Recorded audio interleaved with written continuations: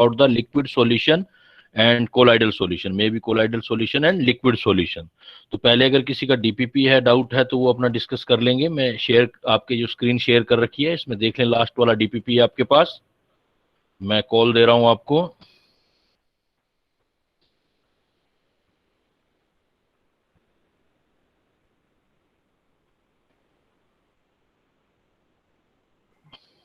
Sir आज क्या पढ़ाओगे आप? आज liquid solution and colloidal solution बेटा. लिक्विड लास्ट क्लास में मैंने सॉलिड स्टेट तक किया था ना, तो आज लिक्विड. हाँ, तो लिक्विड सॉल्यूशन हो जाएगा तो स्टेट्स ऑफ मैटर के सारे पार्ट कंप्लीट हो जाएंगे. फिर नेक्स्ट क्लास भी मैं अभी बता दे रहा हूँ अभी सब लोगों को. नेक्स्ट वेरी इंपॉर्टेंट क्लास है, उसमें हम थर्मोडायनेमिक्स और मे बी आगे जो इक्विलिब्रियम और इलेक्ट्रोकेमिस्ट्री करेंगे, आगे वाली जो क्लासेस आएंगी उसके अंदर. उसके बाद कंबाइन ऑर्गेनिक एंड इनऑर्गेनिक की जाएगी. कुछ रह जाएगा तो वो भी डिस्कस कर लेंगे. तो फर्स्ट ऑफ ऑल देखो बेटा, मैं कॉल दे रहा हूं आपको 1 से लेकर के 4 तक. किसी का प्रॉब्लम हो 1 to 4, कोई एनी डाउट? 1 to 4.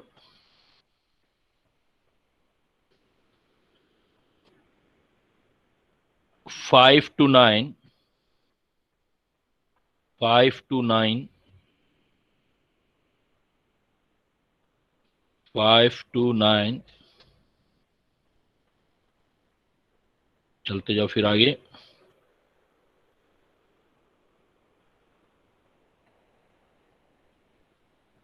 ये 10 to 14, 15 तक ले लो. 10 to 15. 10 to 15. अप टू आ जाओ बेटा 20 तक. ये पहले 17 तक है आपका. 17 up to 17. Sir 16 number problem है. What which one of the following statement is relation to the hydrogen atom is correct? आपको करेक्ट लेना है बेटा. तो लास्ट क्लास में देखो मैंने बताया था आपको, मैंने कहा था it is very important point कि अगर आपके पास हाइड्रोजन एटम आ जाए तो एनर्जी सिर्फ n से डिसाइड होती है. In one electron system energy is decided only by n, not by n+l rule. Only n change होगा तभी एनर्जी चेंज होगी. n इंक्रीज होगा तो एनर्जी इंक्रीज होगी in one electron system. And you are talking about the hydrogen, and hydrogen also is one electron system. So यहाँ पर देखो 3s, 3p and 3d orbital all have the same energy. तो इसका मतलब 3s, 3p, 3d, n का value सबके लिए same है. इट मीन्स इनका एनर्जी भी सेम आएगा. तो वन इलेक्ट्रॉन सिस्टम में इंपॉर्टेंट पॉइंट है. तो वन इलेक्ट्रॉन सिस्टम में n जो है वो सिर्फ एनर्जी डिसाइड करेगा. n+l नहीं देखना. अगर n मल्टी इलेक्ट्रॉन सिस्टम होता तो फिर n+l से देखते, तब इनका एनर्जी सबका अलग अलग आता. तो first one is the correct answer. Clear?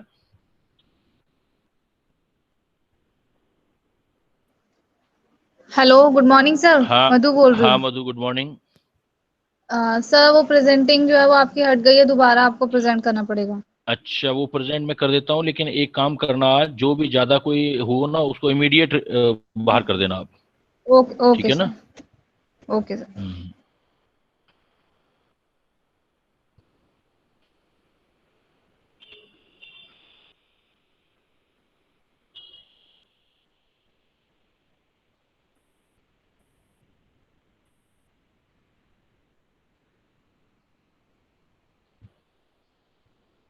हाँ मधु मैडम, हो गया रिप्रेजेंट?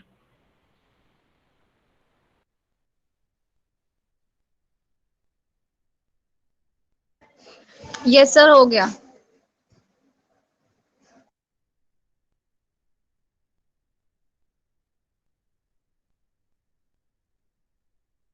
सर आपको किसी ने म्यूट कर दिया.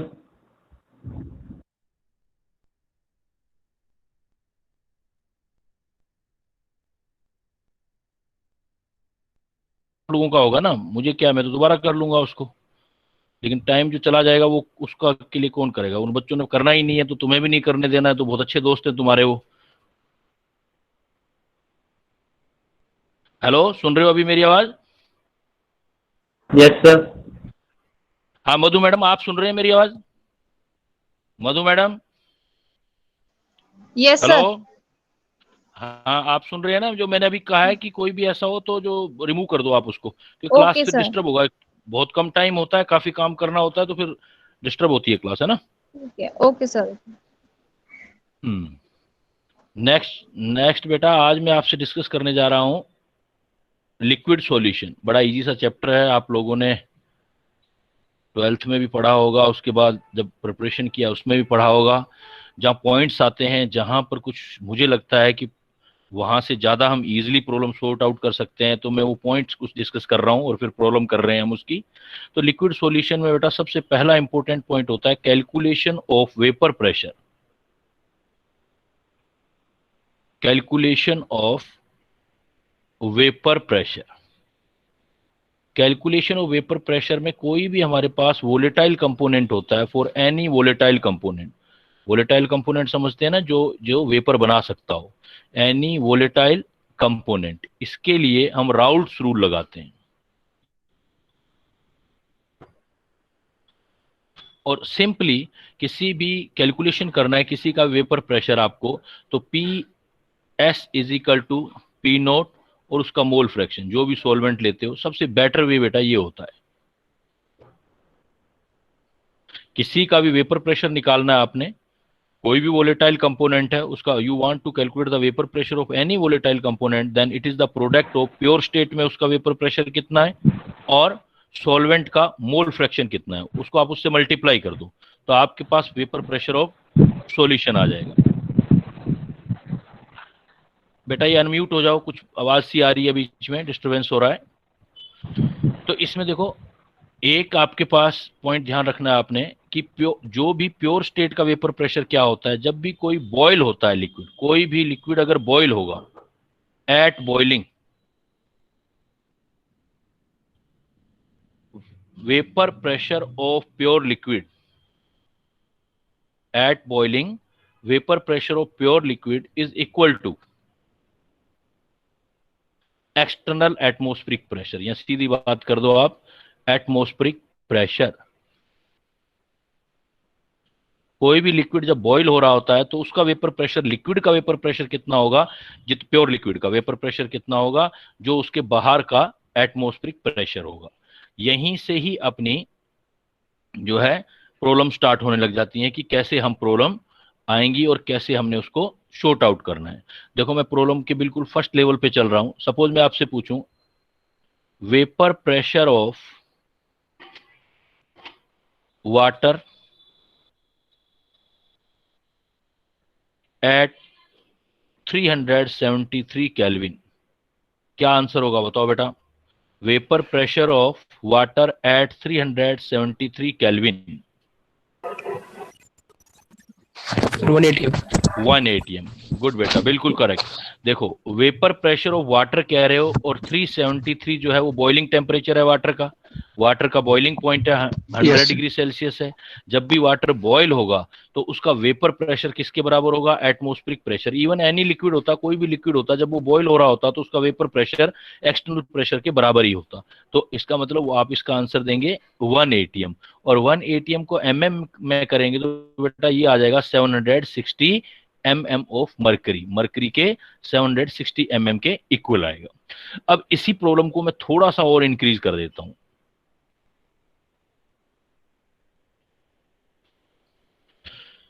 मैं से बोल देता हूं इस प्रॉब्लम को, इफ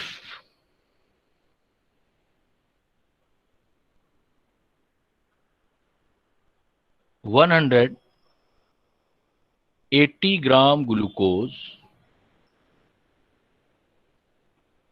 is added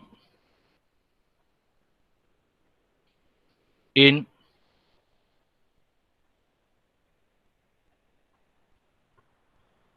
18 या ये भी कर दो आप, 18 है ना, 1800 या 180 ग्राम ही कर दो, 180 gram water, 180 gram glucose it added in 180 gram water, calculate the vapour pressure of solution.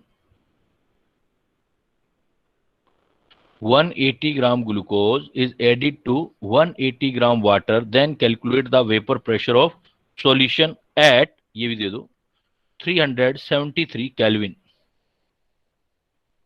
180 gram glucose is added in 180 gram water. Calculate the vapor pressure of solution at 373 Kelvin. कैसे करेंगे बेटा, कर सकते हो, हिंट मैंने दे रखा है आपको।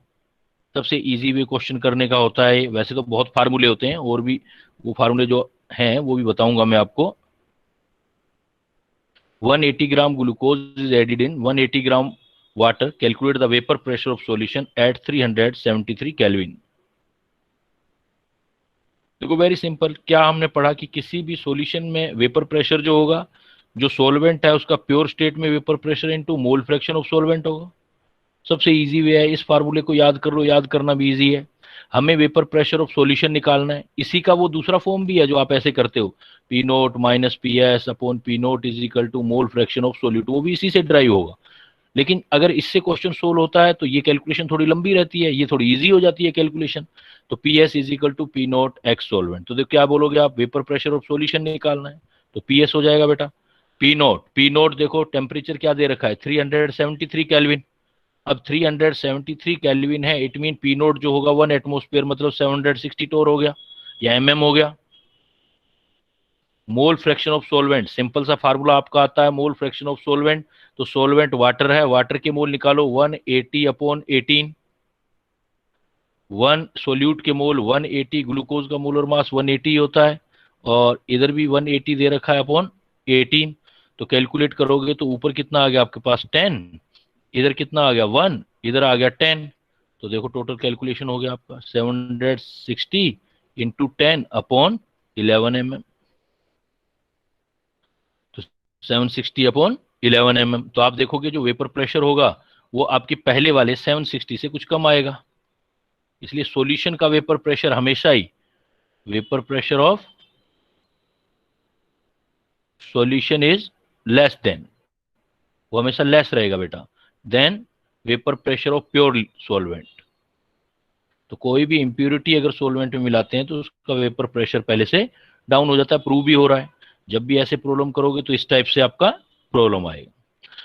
अब सपोज हम क्या कर देते हैं, जैसे यहां तो मैंने ग्लूकोज मिलाया, चलो एक क्वेश्चन और दे देता हूं मैं, थोड़ा इंक्रीज करके दे देता हूं लेवल, फिर नए वाले टॉपिक की बात करते हैं। अब ट्राई करना बेटा इसका, calculate the vapour pressure of 1 molar aqueous solution of urea at 1 atm pressure।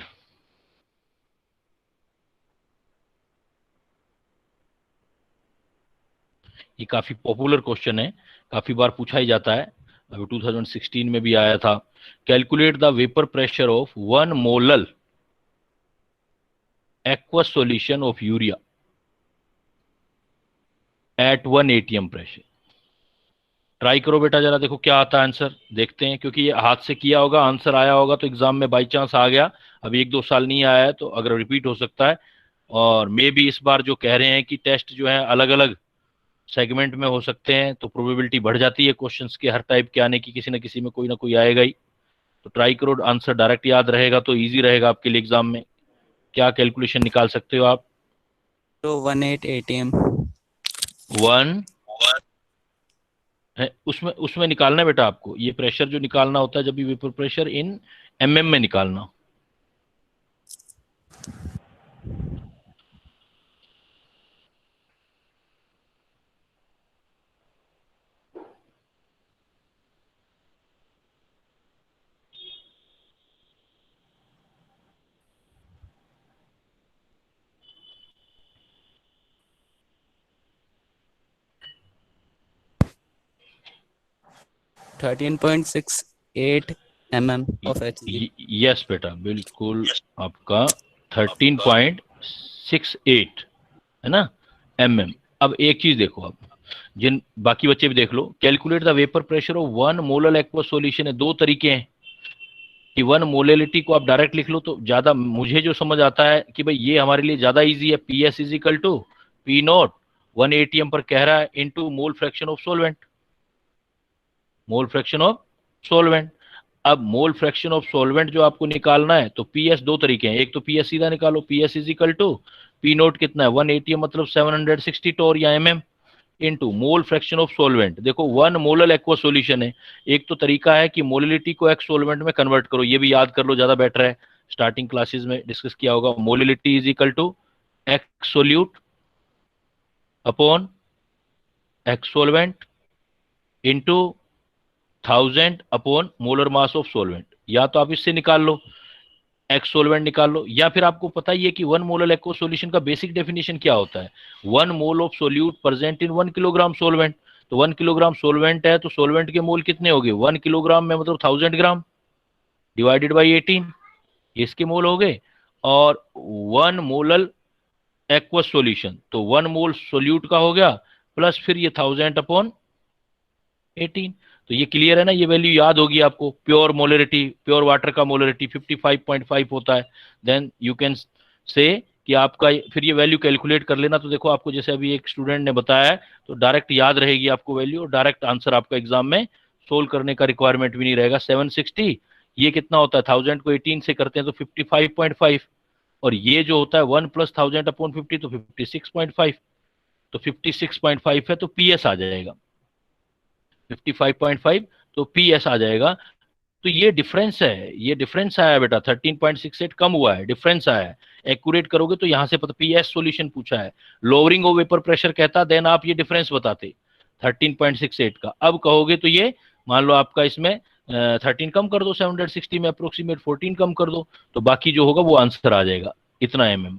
तो जैसा क्वेश्चन पूछे वैसा आंसर देना है। अभी जिसने आंसर दिया ना बेटा, मेरे ख्याल से शम्मी की आवाज लग रही थी मुझे, तो 13.68 बेटा डिफरेंस आया था, लोअरिंग हुआ था। वेपर प्रेशर ऑफ सॉल्यूशन ये निकलेगा, PS is equal to 760 into 55.5 upon 56.5, because 1 molal equal solution है तो 1 kg वाटर, 1 kg वाटर के मोल कितने हुए, 1000 अपॉन 18, सोलवेंट के मोल देने हैं ना, सोल्यूट का मोल 1 मोलर है तो 1 ले लिया, plus 1000 by 18।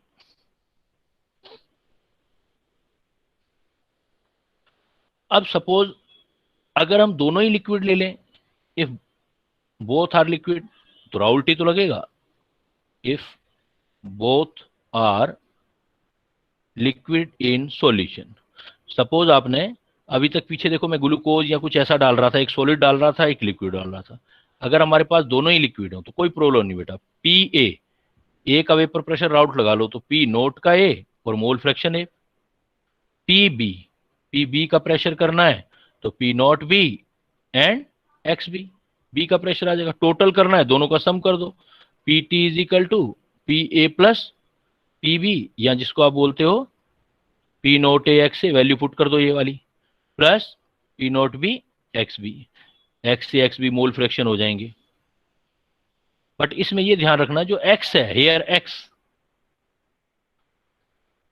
X is mole fraction, वो जिसका भी यूज करना चाहते हो आप, मोल फ्रैक्शन ऑफ ए और B, but in liquid phase में ए और बी का प्रेशर है। जो कोई भी सॉल्यूशन में ये सम ये आ जाए, P T is equal to P naught A X A plus P naught B X B आ जाए, उसको हम आइडियल सॉल्यूशन बोलेंगे। अगर जितना प्रेशर ये आ रहा है, सॉल्यूशन का प्रेशर इससे ज्यादा आ जाए या कम आ जाए तो नॉन आइडियल सॉल्यूशन होगा। अगर ये वाला कम या ज्यादा आ जाए तो उसको हम नॉन आइडियल सॉल्यूशन बोलेंगे। तो कोई भी अगर इक्वेट हो गया, अगर इक्वेट नहीं हुआ, P T is equal to not equal to आ गया, ये P naught A X A plus P naught B X B, कम भी आ सकता है ज्यादा भी आ सकता है, नॉट इक्वल टू हुआ तो वो हमारा नॉन आइडियल सॉल्यूशन हो जाएगा। मतलब वेपर प्रेशर राउल्ट के अकॉर्डिंग जितना बनना चाहिए रूल के अकॉर्डिंग नहीं बन रहा है तो आपका नॉन आइडियल सॉल्यूशन है बेटा।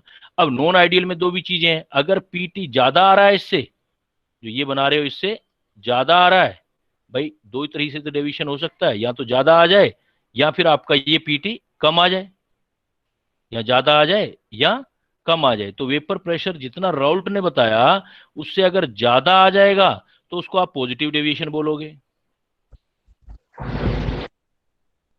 और कम आ जाएगा तो नेगेटिव डेविएशन बोलोगे।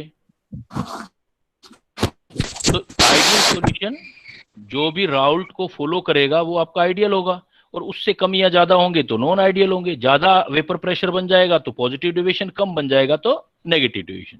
तो एनीवे ये तो एक सिंपल सा थ्योरी था, पढ़ा होगा आप लोगों ने। हम बात करते हैं प्रॉब्लम्स की कि भाई इस पर प्रॉब्लम्स जो आते हैं वो कैसे सॉर्ट आउट करोगे और कैसे करेंगे हम।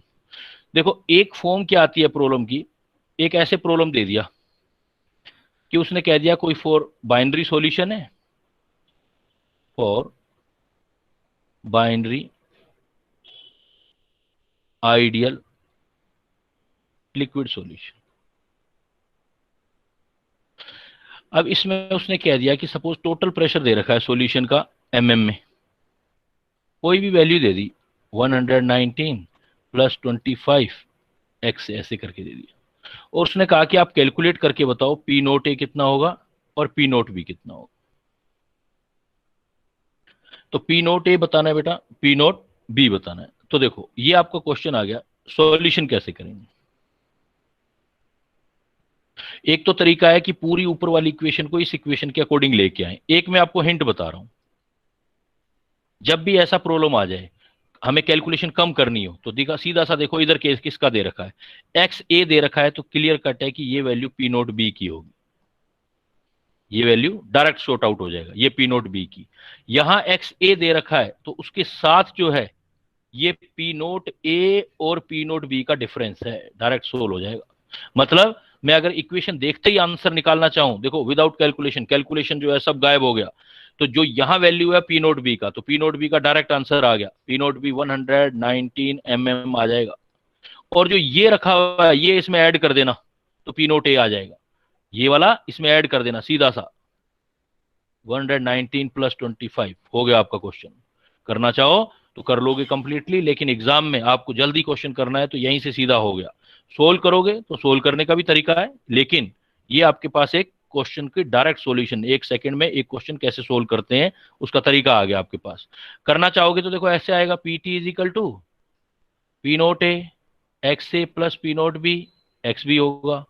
फिर वो डेरिवेशन पूछेगा, कहेगा एक्स बी हटाओ एक्स ए की फॉर्म में लेके आओ, देन करोगे P T is equal to P naught A X A plus P naught B, 1 minus X A आ जाएगा। अब एक्स ए को सोल्व करोगे, P T is equal to P naught B आगे आ जाएगा, इधर आपका एक्स ए कॉमन आ गया तो P naught A minus P naught B, X A common आ गया, तो बात तो वही आई ना बेटा। देखो यहाँ एक्स ए था तो ये किसकी वैल्यू होगी, पी नोट बी की, ये रही पी नोट बी, और ये डिफरेंस है P naught A P naught B का, तो P naught A minus P naught B difference है 25, तो पी नोट बी तो निकाल चुके 119, तो पी ए क्या होगा, डायरेक्ट यही तो कहोगे, इसमें ऐड कर दोगे। तो मैंने उसको आप डायरेक्ट ही बता दिया, आपको बहुत पढ़ लिया पहले, जितना पढ़ना था खूब नॉलेज ले लिया। अब क्वेश्चन जल्दी कैसे सोल्व करने एग्जाम में ये सीखना है आपने। तो सीधा इक्वेशन ऐसे लिखी हुई है तो नो प्रॉब्लम, सीधा इधर देखो क्या लिखा हुआ है, एक्स ए लिखा हुआ है तो ये किसकी वैल्यू आ गई, पी नोट बी की, और ये ऐड कर देना तो पी नोट ए आ जाएगा। सपोज मैंने ये एग्जांपल दे दिया, P T is equal to 120 plus दे दिया 40 X B, P naught A P naught B का वैल्यू बताओ बेटा फटाफट, P naught A P naught B का value. P naught A 120, P naught P naught A 120, P naught B 160. Yes, बस हो गया ना क्वेश्चन। देखो क्योंकि आपने कैसे सोल्व किया, इधर क्या देखा आपने एक्स बी, इसका मतलब ये पी नोट ए की वैल्यू आ गई, और ये उन दोनों का डिफरेंस आ गया, मतलब ये इसमें ऐड कर दूंगा पी नोट बी आ जाएगा। तो आप डायरेक्ट सोल्व कर सकते हो इस टाइप के प्रॉब्लम। और एक प्रॉब्लम जो आएंगे आपके वो इस टाइप के आएंगे, देखो जरा, दो तो पार्ट है सारे, एक राउल्ट है इस चैप्टर में, इन दोनों में से कोई एक क्वेश्चन आएगा एक साइड से, एक जो हमारा कोलिगेटिव प्रॉपर्टी वाला। सपोज मैंने आपको कह दिया इक्वल मोल ऑफ, इस टाइप के प्रॉब्लम आएंगे, equal mole of A and B liquid are mixed, equal mole of A and B liquid are mixed if P naught A is 100, P naught B is suppose 200, and vapor pressure of solution is found, vapor pressure of solution is found 210 mm of mercury. Provide the types of solution.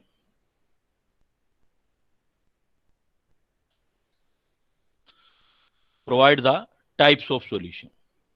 देखो उसने क्या क्या दिया, equal mole of A and B liquid are mixed, P naught A 100, P naught B 200 and vapour pressure of solution found 210 mm of mercury, provide the type of solution. इस type का problem आ जाए तो आप क्या करो, पहले जो आपको डेटा दिए हुए हैं इक्वल मोल, उससे राउट लगा के वेपर प्रेशर चेक कर लो कितना आना चाहिए। अगर वो वैल्यू इस वैल्यू के बराबर आ जाएगी तो ये आइडियल सॉल्यूशन होगा, वो वैल्यू इस वैल्यू के इक्वल आ गई तो आइडियल, अगर वो वैल्यू और इस वैल्यू में डिफरेंस आ गया तो इसका मतलब डेविएशन हो गया। फिर हम देखेंगे कि डेविएशन कैसे होगा, कि राउट के लॉ से ज्यादा आ रही है तो पॉजिटिव डेविएशन, कम आ रही है तो हम उसको नेगेटिव डेविएशन बोल देंगे। तो देख लो कितना आ रहा है, वैसे तो वर्बली क्वेश्चन है। नेगेटिव डेविएशन आ रहा है बेटा। देखो पीटी इज इक्वल टू क्या, पहले देखो राउट लगाओ, पहले राउट लगाओ, राउट के अकॉर्डिंग कितना आना चाहिए देखो, तो टोटल प्रेशर अकॉर्डिंग टू राउट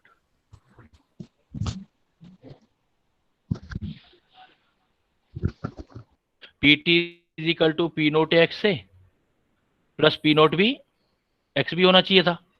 तो पी नोट ए कितना दिया हुआ आपको 100, इक्वल मोल है तो मोल फ्रैक्शन हो गया 0.5, इधर हो गया 200, मोल फ्रैक्शन हो गया 2.5, तो ये 50 हो गया और ये 100 हो गया। तो टोटल प्रेशर कितना आ रहा है राउल्ट का 150। अब देखना, ध्यान देना क्या मिस्टेक हुआ है। देखो हमसे राउल्ट के अकॉर्डिंग 150 आ रहा है प्रेशर, राउल्ट के अकॉर्डिंग 150 आ रहा है, लेकिन प्रैक्टिकली रिजल्ट कितना आ रहा है, ये प्रैक्टिकल रिजल्ट है, वेपर प्रेशर फाउंड 200। तो प्रैक्टिकल वैल्यू जो एक्सपेरिमेंटल वैल्यू है और जो राउल्ट की वैल्यू है उससे ज्यादा आ रही है। अगर राउल्ट की वैल्यू से ज्यादा आएगा तो मैंने क्या बोला था, नेगेटिव नहीं बेटा, पॉजिटिव डेविएशन होगा। इसका मतलब ये पॉजिटिव डेविएशन है, ज्यादा आ रहा है। राउल्ट के अकॉर्डिंग तो इतना आना चाहिए था 150, लेकिन उसने कितना दिया हुआ है 210। इसका मतलब ये जो आपका 210 है ये इसके राउल्ट वाले से ज्यादा आ रहा है। अगर ये ज्यादा आ रहा है तो इट मींस ये आपका पॉजिटिव डेविएशन हो गया। कम आता तो बेटा नेगेटिव डेविएशन होता। कौन सा कम ज्यादा, फिर ध्यान देना, राउल्ट के अकॉर्डिंग जो वैल्यू आई है उससे जो गिवन वैल्यू है वो ज्यादा है, मतलब वेपर प्रेशर ज्यादा बन रहा है प्रैक्टिकली, तो पॉजिटिव डेविएशन होगा। वेपर प्रेशर जितना राउल्ट बता रहा था उससे ज्यादा बन रही है तो पॉजिटिव डेविएशन। और अगर उससे ये कम बन रहा होता, यही वैल्यू मैं कह रहा होता कि 100 आ गई सपोज, इन दोनों को मिक्स करने पर ऐसे कितना दिया हुआ था 150, आ कितना रहा है राउल्ट के अकॉर्डिंग 100, इट मींस राउल्ट के अकॉर्डिंग जितना है उससे कम आ रहा है, तब नेगेटिव डेविएशन होगा। और कोई भी सॉल्यूशन हो, एक ये बातें ध्यान रखना, ये बड़ी कॉमन सी बात है, फिर भी मैं रिपीट कर रहा हूं, चाहे आपका आइडियल सॉल्यूशन हो बेटा, चाहे आपका नॉन आइडियल सॉल्यूशन, किसी भी टाइप का सॉल्यूशन, इवन आइदर आइडियल और नॉन आइडियल, किसी भी टाइप का आपका सॉल्यूशन है, एक बात ध्यान रखना, फॉर एनी सॉल्यूशन, जब वो बनाते हो, कोई भी सॉल्यूशन बनाते हो, फॉर एनी सॉल्यूशन, तो बनाना दो चीजों को मिक्स करते हो तो वो अपने आप बनता है, तो उसका डेल्टा जी ऑलवेज नेगेटिव होगा। एनी सॉल्यूशन आइदर आइडियल और नॉन आइडियल, और एंट्रोपी पॉजिटिव होगा। डिस्टरबेंस बढ़ेगी क्योंकि पार्टिकल एक दूसरे में मिक्स होंगे तो डिस्टरबेंस बढ़ेगा। कोई भी टाइप का सॉल्यूशन हो, डेल्टा जी नेगेटिव रहेगा और डेल्टा एस पॉजिटिव। हाँ, अगर आपको वॉल्यूम वगैरह चेक करने हैं तो नेगेटिव है तो volume negative, delta H negative, volume negative, delta H negative. और अगर पॉजिटिव डेविएशन है, जैसे ऊपर वाला हमने पॉजिटिव डेविएशन किया, तो इसके अंदर डेल्टा एच पॉजिटिव और डेल्टा वी पॉजिटिव का होगा। Delta H positive, delta V positive. Delta V positive मतलब वॉल्यूम पहले से इंक्रीज हो जाएगा, वॉल्यूम पहले से इंक्रीज हो जाएगा। और डेल्टा एच पॉजिटिव मतलब ये एनर्जी को एब्जॉर्ब करेगा, इसलिए ठंडा होगा, सॉल्यूशन जो होगा वो कोल्ड होगा, सॉल्यूशन कोल्ड। डेल्टा एच देखो थोड़ा सा कंफ्यूजिंग लगता है, कई बार बच्चे मिस्टेक कर जाते हैं। डेल्टा एच पॉजिटिव का मतलब है मैंने दो लिक्विड को मिलाया, ए और बी को, उसने हीट यहां से ले ली, अंदर हीट लेके ज्यादा वेपर प्रेशर बना दिया, तो हम हीट यहां से चेक करेंगे या सराउंडिंग से चेक करते हैं। तो सराउंडिंग से तो हीट गई है ना, हमने तो गर्म तो किया नहीं है सॉल्यूशन को, वो सराउंडिंग से हीट लेके ऊपर चला गया जो डेल्टा एच पॉजिटिव है। तो सराउंडिंग में जब आप टच करके देखोगे तो ठंडा होगा, इसलिए जब भी पॉजिटिव सॉल्यूशन हो तो कोल्ड, और नेगेटिव सॉल्यूशन हो तो बेटा अपोजिट कर देना।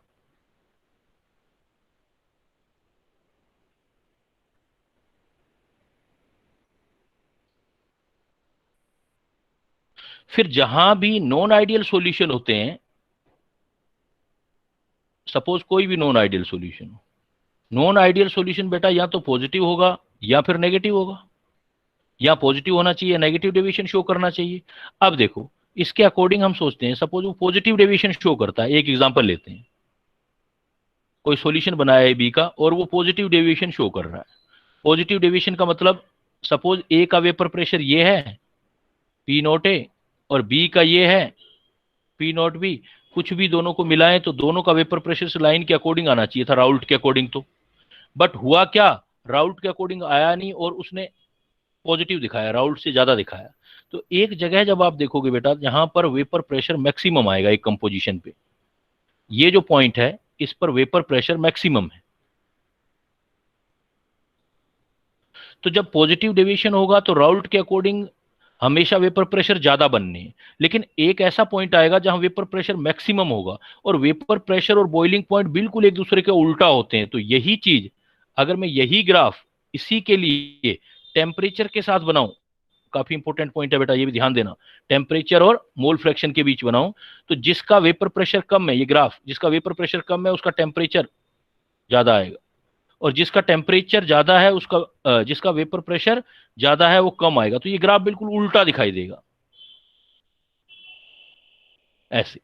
तो यहां मैक्सिमा दिखाई दे रहे थे, यहां आपको मिनिमा दिखाई देंगे। ये देखो मिनिमा मतलब जहां वेपर प्रेशर जिस पॉइंट पे मैक्सिमम होगा उसी पॉइंट पे बॉइलिंग पॉइंट मिनिमम होगा, इसको बोलते हैं minimum boiling azeotrope.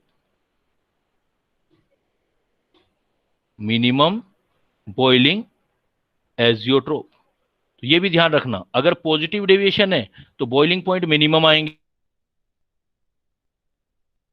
Negative deviation है तो मैक्सिमम आएंगे। पॉइंट को आप अगर दो लाइनों से मिला दो लिक्विड और वेपर को तो ऐसे होगा, ये वाला पॉइंट जहां पर दोनों का कंपोजिशन सेम होगा ए और बी का, इसीलिए आप इसको फ्रैक्शनल डिस्टिलेशन से सेपरेट नहीं कर पाते हो। ये वो पॉइंट है जो एजियोट्रोप है। लेकिन ध्यान रखना है पॉजिटिव डिविजन होगा तो मिनिमम बॉइलिंग एजियोट्रोप होगा और नेगेटिव डिविजन होगा तो फिर ग्राफ उल्टे मैक्सिमम बॉइलिंग एजियोट्रोप आएंगे। और एजियोट्रोपिक मिक्सचर क्या होता है, एजियोट्रोपिक मिक्सचर दो चीजों का मिक्सचर जिसका सेम बॉइलिंग पॉइंट हो, इसलिए दोनों को हम इस कंपोजिशन पर सेपरेट नहीं कर पाते हैं इसको हम। जिसका एग्जांपल जैसे एथेनॉल और वाटर वाला लिया था, तो हर जगह नहीं होता, ये कुछ पार्टिकुलर कंपोजिशन पे होता है। अप्रोक्सीमेट एथेनॉल को 96% लेते हो आप, 95.6 होता है, अप्रोक्स ले लिया मैंने, ये 5% लेते हो तो ये आपका इस टाइम पे मिनिमम बॉइलिंग एजियोट्रोप बनता है। मतलब दोनों एक साथ बॉइल हो जाते हैं। बाकी तो सब बड़ी स्टोरी है सारी, तो मैं एक ब्रीफ दे रहा हूं आपको। तो दोनों एक साथ बॉइल हो जाते हैं एजियोट्रोपिक मिक्सचर में। तो बेटा एक पार्ट आपका ये होता है और दूसरा पार्ट है वो बहुत ही सिंपल है, ज्यादातर क्वेश्चन भी उस पार्ट से आते हैं, है भी सिंपल पार्ट। बस एक चीज ध्यान रखनी है कि वहां कैलकुलेशन करते टाइम आपने कैसे करना है। जो सेकंड पार्ट इस चैप्टर का होता है वो है कोलिगेटिव प्रॉपर्टी। और कोलिगेटिव प्रॉपर्टी जो बेटा हमारे सिलेबस में है वो फॉर डाइल्यूट सॉल्यूशन है। Colligative property of dilute solution. Colligative property वो प्रॉपर्टी होती है जो नंबर ऑफ पार्टिकल पर डिपेंड करती है। नंबर ऑफ पार्टिकल, बस इस बात को ध्यान दे देना, नंबर ऑफ पार्टिकल डिसोल्व्ड, ये बात भी ध्यान देना, प्रेसिपिटेट वाले पार्टिकल नहीं, डिसोल्व्ड इन सॉल्वेंट। अब वो पार्टिकल कुछ भी हो सकते हैं, उन पार्टिकल को कैलकुलेट भी करते हैं हम। सपोज अब आपका पार्टिकल का नेचर होता है डिसोल्व इन सॉल्वेंट में हम बात कर रहे हैं, तो कुछ सोल्यूट ऐसे होते हैं जो आपके वाटर के अंदर जाएंगे या सॉल्वेंट के अंदर जाएंगे और सॉल्वेंट में वो नाइदर एसोसिएट होते हैं नॉर डिसोसिएट होते हैं। मतलब आप जितने पार्टिकल वाटर में डालोगे उतने ही पार्टिकल वाटर के अंदर रहेंगे। इसके लिए हम कहते हैं वांट हाफ फैक्टर 1 ले लो। वांट हाफ का मतलब होता है कि कोई पार्टिकल ने केमिकल चेंज तो शो नहीं किया, अगर कोई केमिकल चेंज शो नहीं करता है तो आयोटा की वैल्यू 1 ले लेंगे।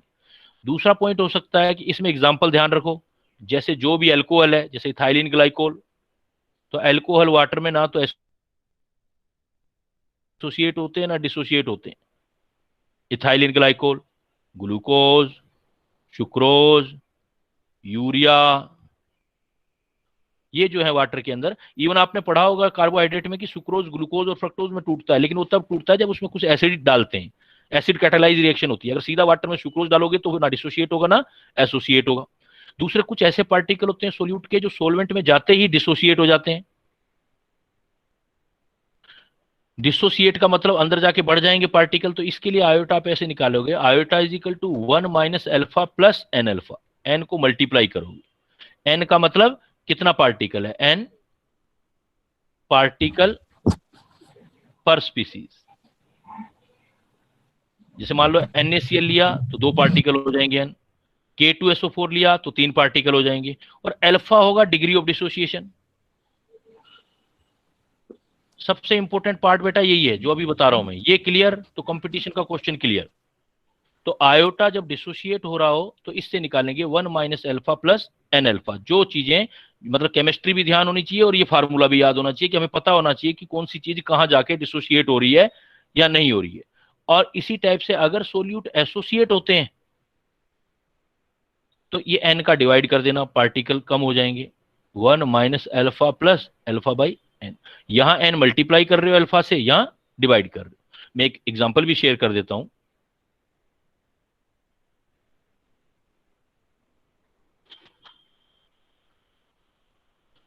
सपोज मैंने आपको एग्जांपल दे दिया NaCl या Na2SO4 या K2SO4, इस टाइप की एग्जांपल दे दी। तो ये जो है साल्ट है कंप्लीटली आयोनाइज्ड है वाटर में, तो इसमें आयोटा डायरेक्ट N के बराबर ले लिया करो। ये एज्यूम करते हैं 100% आयोनाइज्ड होते हैं। तो जब भी 100% आयोनाइजेशन लोगे आप, एग्जाम में लिखा नहीं होगा बेटा, वो आपको केमिस्ट्री आपको सोचनी होगी कि ये 100% आयोनाइज होने वाली स्पीसीज है या नहीं है। तो अगर कंप्लीटली आयोनाइज्ड है तो iota direct is equal to N. जैसे NaCl है तो आयोटा 2, K2SO4 है तो आयोटा 3। अगर 100% आयोनाइज नहीं है, पार्शियल आयोनाइज्ड है, वो अल्फा से पता लग जाएगा। अगर अल्फा गिवन है तो इसका मतलब पार्शियल आयोनाइजेशन है, अगर अल्फा गिवन नहीं है तो इसका मतलब कंप्लीटली आयोनाइज्ड है। जैसे K4FeCN6। तो इसमें अगर ये एग्जांपल दिया है तो इसका आयोटा एन के बराबर नहीं होगा, इसमें अल्फा गिवन होगा। जैसे सपोज वो बोल देगा कि अल्फा 30% है, तो आप कैलकुलेट करोगे iota is equal to 1 minus alpha plus N alpha.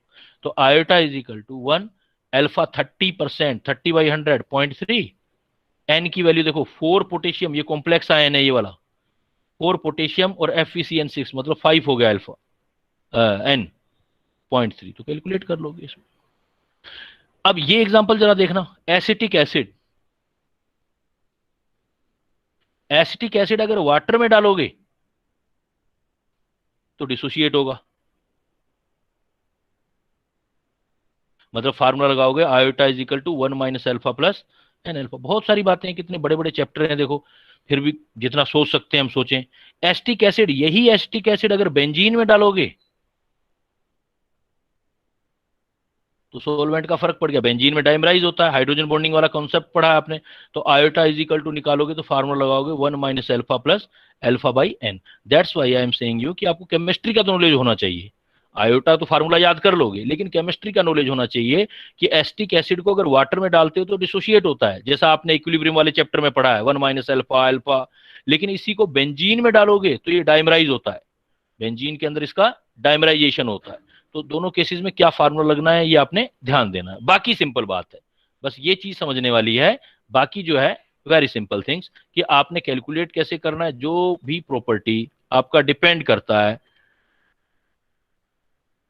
Number of particle पर, लेकिन पार्टिकल प्रेसिपिटेट का नहीं होना चाहिए, डिजोल्व होना चाहिए, उसको आप कोलिगेटिव कहते हो। तो ऐसी 4 ही प्रॉपर्टी है, 2 प्रॉपर्टी डिक्रीज वाली है, 2 प्रॉपर्टी इंक्रीज वाली है।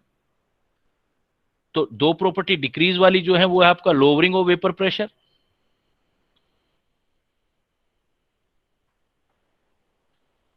ये लोअरिंग डिक्रीज हो रहा है। और इन्हीं में डिक्रीज वालों में ज्यादा क्वेश्चन आता है बेटा, क्योंकि सोचना हमें पड़ता है अपोजिट साइड में, डिक्रीज में इंक्रीज सोचना पड़ता है। तो लोअरिंग ऑफ वेपर प्रेशर और depression in freezing point,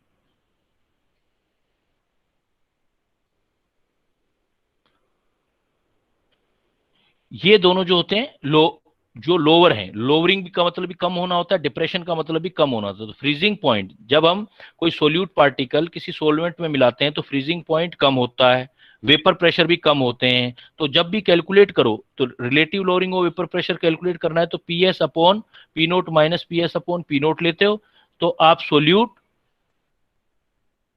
upon solvent use करो, लेकिन आयोटा लगा के। अगर आयोटा की वैल्यू 1 है तो 1 रख देना, कुछ और आ जाए तो और रखना। डिप्रेशन इन फ्रीजिंग पॉइंट करते हो, फार्मूला पढ़ा हुआ है, delta T F is equal to, पढ़ते हो आप के एफ इंटू मोलिलिटी, लेकिन आयोटा लगा के। और इन दोनों चीजों में क्वेश्चनिंग यहां से ज्यादा होती है बेटा। इन दोनों चीजों के अंदर क्या ध्यान रखना है आपने, इन दोनों चीजों में यह ध्यान रखना है जितने सोल्यूट पार्टिकल इंक्रीज होंगे, number of mole of solute particle जितना इंक्रीज होगा उतना वेपर प्रेशर में लोअरिंग होगी, नीचे की तरफ जाएगा वेपर प्रेशर। तो वेपर प्रेशर जो होता है वो पीएस जो होता है वो कम होता चला जाएगा। And freezing point TF dash जो है फ्रीजिंग पॉइंट सॉल्यूशन का, वो भी कम होता जाएगा। जितने नंबर ऑफ सोल्यूट पार्टिकल ज्यादा डालोगे उतना ये जो आपका सॉल्यूशन का वेपर प्रेशर है वो कम होता जाएगा, फ्रीजिंग पॉइंट कम होता जाएगा। और इंक्रीज वाले दो फैक्टर हैं। इंक्रीज क्या क्या होता है, एक तो बॉइलिंग पॉइंट इंक्रीज होते हैं, तो एलिवेशन इन बॉइलिंग पॉइंट, आपका बॉइलिंग पॉइंट इंक्रीज जाएगा। तो निकालोगे कैसे, जब भी निकालो delta T B is equal to iota K B into molality. इसी टाइप से एक इंक्रीज होता है ऑस्मोटिक प्रेशर, ऑस्मोटिक प्रेशर वो भी इंक्रीज होगा। तो ये ज्यादा इजी है, इसलिए इधर नहीं जाता, वो क्वेश्चन इधर से पूछता है। ऑस्मोटिक ये तो सीधा सीधा सोचना है, नंबर ऑफ पार्टिकल बढ़ता जाएगा तो बॉइलिंग पॉइंट बढ़ते जाएंगे, ऑस्मोटिक प्रेशर बढ़ते जाएंगे। बट इनमें क्या होगा, इनमें अपोजिट होगा, डाउन होंगे। सोल्यूट पार्टिकल इंक्रीज हो रहा है और ये डाउन हो रहे हैं, तो ऑस्मोटिक प्रेशर पाई होता है, तो pi is equal to I C R T कर लोगे। तो जब भी आप ऐसा केस करेंगे तो ये चीज ध्यान रखनी है। जैसे मैं कुछ शेयर कर रहा हूं आपसे, प्रॉब्लम शेयर करता हूं मैं आपसे कुछ, और प्रॉब्लम में भी बेटा बड़ा ध्यान देना है। चीजें छोटी छोटी हैं, लेकिन वही है कि कंपटीशन वाला आपका माइंड देखना चाहता है कि कितना माइंड तेज चला सकते हो। सपोज देखो, एज एग्जांपल मैंने एक सॉल्यूशन लिया, मैं 4-3 टाइप की सॉल्यूशन के आपसे शेयर कर रहा हूं। मैंने एक में लिया प्योर वाटर,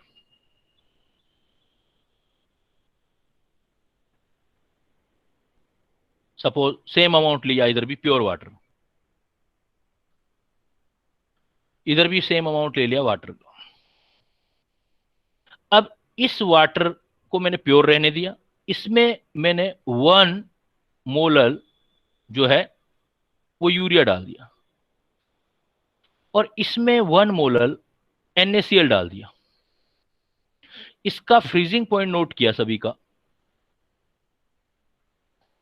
इसका फ्रीजिंग पॉइंट आया T1, इसका फ्रीजिंग पॉइंट आया T2, इसका फ्रीजिंग पॉइंट आया T3। तो बताओ बेटा ऑर्डर कैसे निकालेंगे, कौन से वाला फ्रीजिंग पॉइंट सबसे ज्यादा है और कौन से वाला फ्रीजिंग पॉइंट सबसे कम है? 2 फिर 3। सबसे कम किसका होगा? 3। T3। 3 का कम होगा। क्यों हुआ बेटा 3 का कम? क्योंकि यहां देखो है तो 1 अब मोलर। डिसोशिएट हो गया।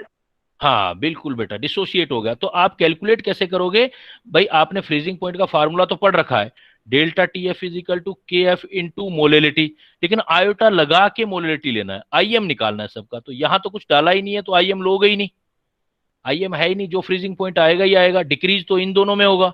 अब 1 मोलर यूरिया, यूरिया का आयोटा 1 है, तो आई एम की वैल्यू निकालो इसकी। देखो तो आई का एम तो सेम है, चलो आयोटा देख सकते हैं हम, इसका आयोटा 1 यूरिया का और एम भी 1, तो 1 हुआ पार्टिकल।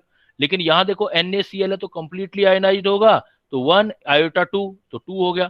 तो नंबर ऑफ पार्टिकल तो सबसे ज्यादा इसमें आ गए, जितने नंबर ऑफ पार्टिकल ज्यादा फ्रीजिंग पॉइंट उतना कम। T3 सबसे कम, फिर T2, फिर T1। बट इसी प्रॉब्लम को देखो मैं ऐसे दे रहा हूं, अब मैं कुछ अप्स एंड डाउन डालूंगा प्रॉब्लम के अंदर। सपोज मैं आपको ये बोल देता हूं कि भाई ये मेरे पास सॉल्यूशन है एक, पहले की तरह वाटर का, ये भी एक सॉल्यूशन है वाटर का, और ये भी वाटर का सॉल्यूशन। इसमें सपोज हम वाटर का सॉल्यूशन ले लेते हैं, और इसमें मैंने कह दिया कि प्योर वाटर ले लिया, इसमें मैंने ले लिया एसिटिक एसिड 1 मोलर, और इसमें ले लिया NaCl 1 मोल। अब मैंने आपसे ये पूछ दिया कि इनके बॉइलिंग पॉइंट का ऑर्डर बताओ। बॉइलिंग पॉइंट पूछ लिया, सपोज ये T1 है, T2 है, ये T3 है, तो बॉइलिंग पॉइंट सबसे कम किसका होगा और सबसे ज्यादा किसका होगा? सबसे कम T1, सबसे ज्यादा T3। सबसे कम T1, सबसे ज्यादा T3। किससे देखा आपने? नंबर ऑफ पार्टिकल से।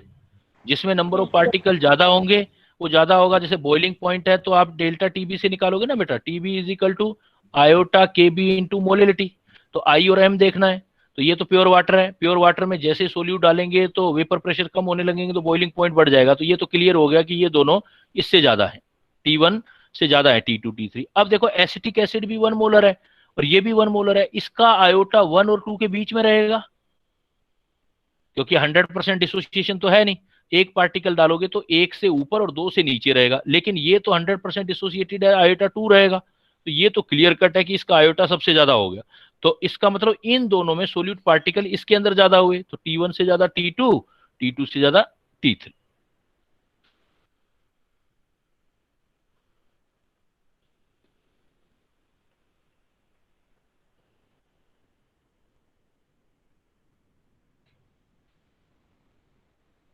ये क्वेश्चन देखो जरा आप,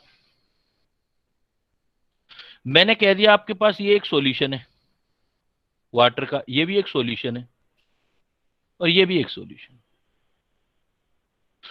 ये जो हमारे पास सॉल्यूशन है, सपोज इसके अंदर 1 नॉर्मल NaCl डाल दिया और इसमें मैंने 1 नॉर्मल जो है सपोज सॉल्यूशन डाल दिया K2SO4 और इसके अंदर 1 नॉर्मल सपोज मैंने कोई सॉल्यूशन दे दिया, कोई भी ले लो, जैसे मैंने ले लिया सपोज ये सोडियम का ले लिया, पोटेशियम का ले लिया, ये ले लो आप, क्या ले सकते कोई सा ही ले लो, जैसे ये ले लिया K3 और KCl ले लिया, सपोज KCl तो आ गया क्योंकि NaCl जैसा आ गया ना। इन दोनों को ही कर लो कंपैरिजन, एसिटिक एसिड ले सकते थे लेकिन सपोज ले लेते हैं एसिटिक एसिड, ले ही लेते हैं। तो अब मैंने आपसे पूछ लिया इनके ऑस्मोटिक प्रेशर बताओ, और सपोज ऑस्मोटिक प्रेशर इसका है π1, इसका है π2 π3, ऑर्डर बताना है हमको। तो क्या ऑर्डर आएगा ऑस्मोटिक प्रेशर? I2 π2 π1 π3। सबसे कम किसका बता रहे हो बेटा? π3। π3 सबसे कम बता रहे हो, और उसके बाद π1 या π2? π1। π1 और ये π2 बता रहे हो। देखो अब क्वेश्चन कहाँ था वो देखना है पहले हमें, फिर हमें सोल्व करना है। देखो हाँ है, सबसे 2 का होगा, सबसे ज्यादा 2 का होगा, और सबसे कम किसका? नहीं π3। नहीं सर, सबसे कोई बात नहीं बेटा, देख लो सर सबसे कम π2 का होगा। सबसे कम π2 का होगा। चलो एनीवे, मैंने अभी तो आपका जो आपने बोला वो लिखा है, मैंने अपना आंसर नहीं निकाला। मैं अपना आंसर देखो निकाल रहा हूं बेटा। तो मैं कैसे निकालूंगा? सबसे पहले तो ऑस्मोटिक प्रेशर है। आप देखो हर बार मैं जो भी क्वेश्चन दे रहा था आपको तो मैं फार्मूला लिख रहा था सबसे पहले। अगर मैंने पहला क्वेश्चन आपको फ्रीजिंग पॉइंट का दिया तो मैंने फ्रीजिंग पॉइंट का फार्मूला लिखा, फिर मैंने बॉइलिंग पॉइंट दिया तो बॉइलिंग पॉइंट का फार्मूला लिखा। अब मैंने ऑस्मोटिक प्रेशर लिया है तो पहले फार्मूला लिखूंगा बेटा। तो pi is equal to ICRT, ये फार्मूला होता है। अब आयोटा मुझे पता है, NaCl का आयोटा तो 2 हो गया, सपोज कंप्लीटली आयनाइज्ड है। K2SO4 भी कंप्लीटली आयनाइज्ड है, आयोटा 3 हो गया, क्लियर है। एसिटिक एसिड का आयोटा 1 और 2 के बीच रहेगा, कुछ 1 से ज्यादा होगा और 2 से कम होगा, मतलब आयोटा इन तीनों में सबसे कम इसका आएगा, क्लियर।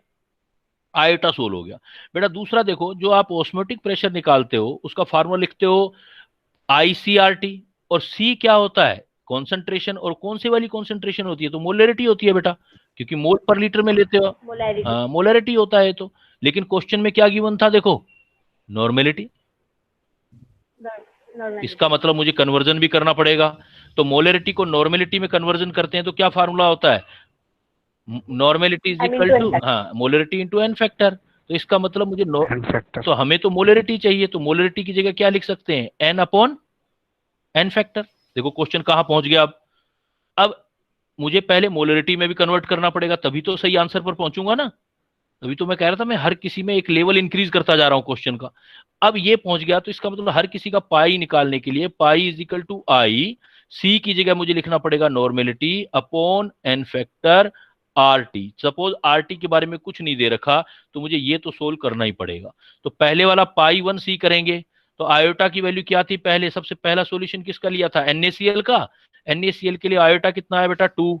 नॉर्मेलिटी दे रखी थी 1 और NaCl का n फैक्टर भी 1, तो RT, तो पाई 1 आ गया मेरे पास 2RT। चलो जी, फर्स्ट सोल्व हो गया।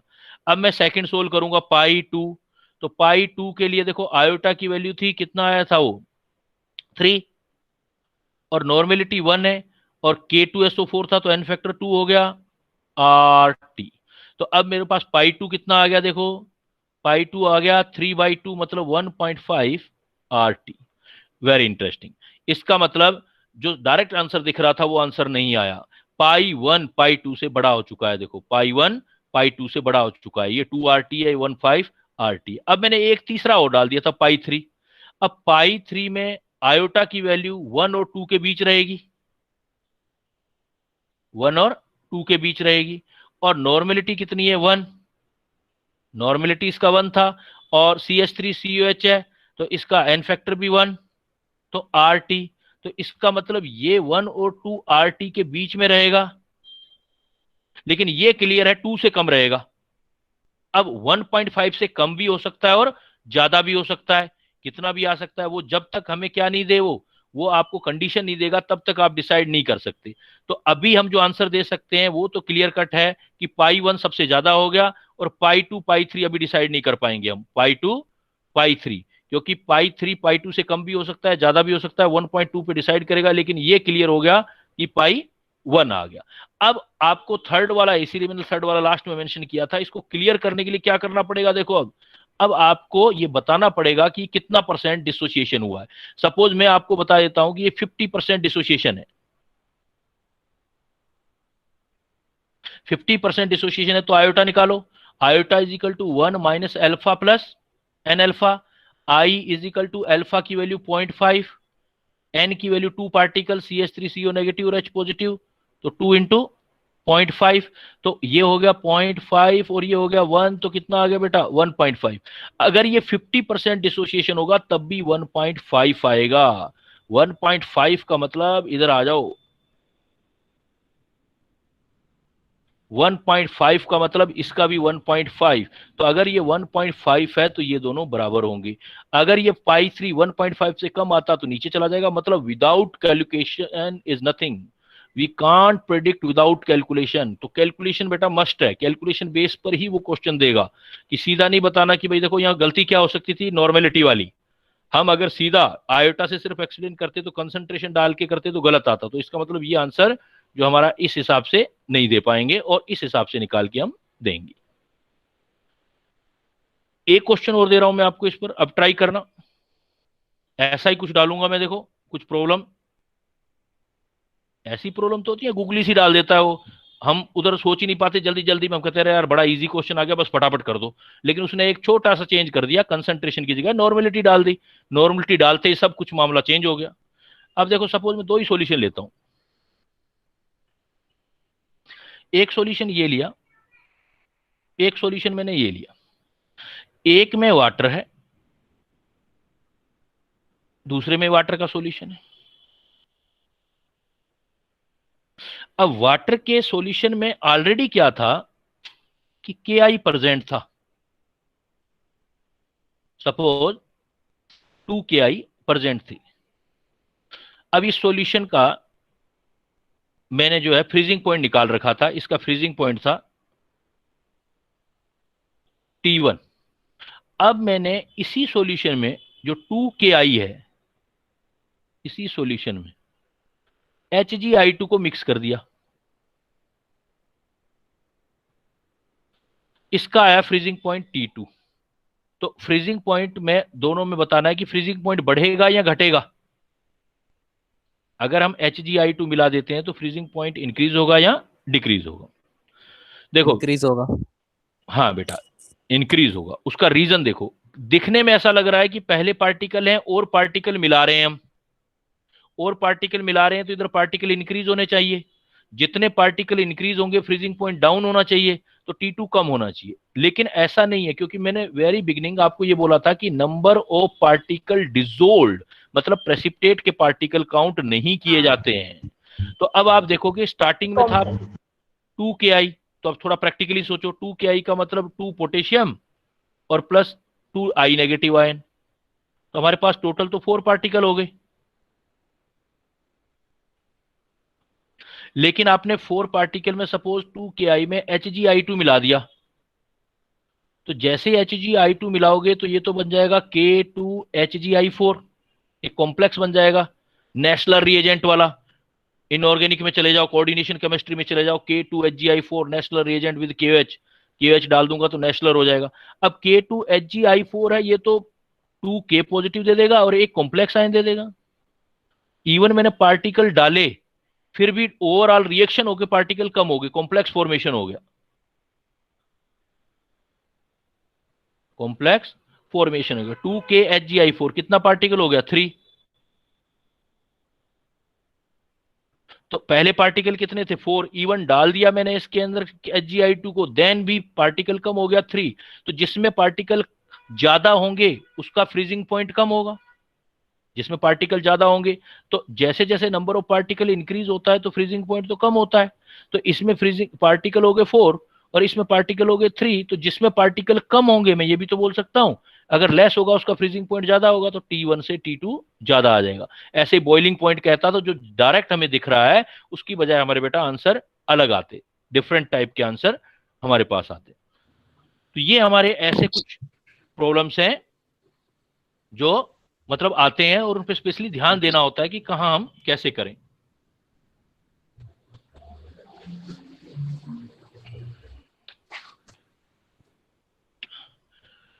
यहां तक बेटा हमने अभी किया, और यहां इसके रिगार्डिंग जैसे मैंने पहले आपको पिछली क्लास में बोला था, ये चैप्टर डिस्कस करेंगे। अगर किसी का कोई डाउट है तो डिस्कस कर सकता है मेरे साथ।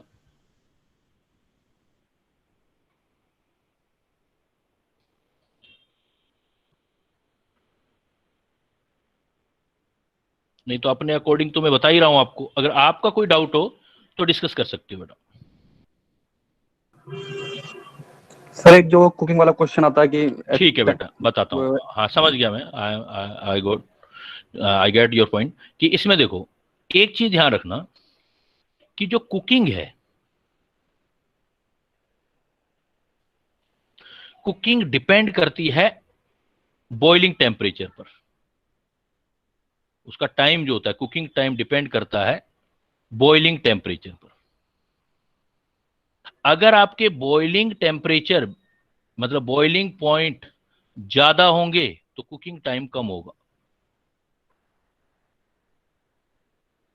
अगर आपका बॉइलिंग टेम्परेचर कम होंगे तो कुकिंग टाइम ज्यादा लगेगा। वेरी सिंपल ये चीज है आपकी।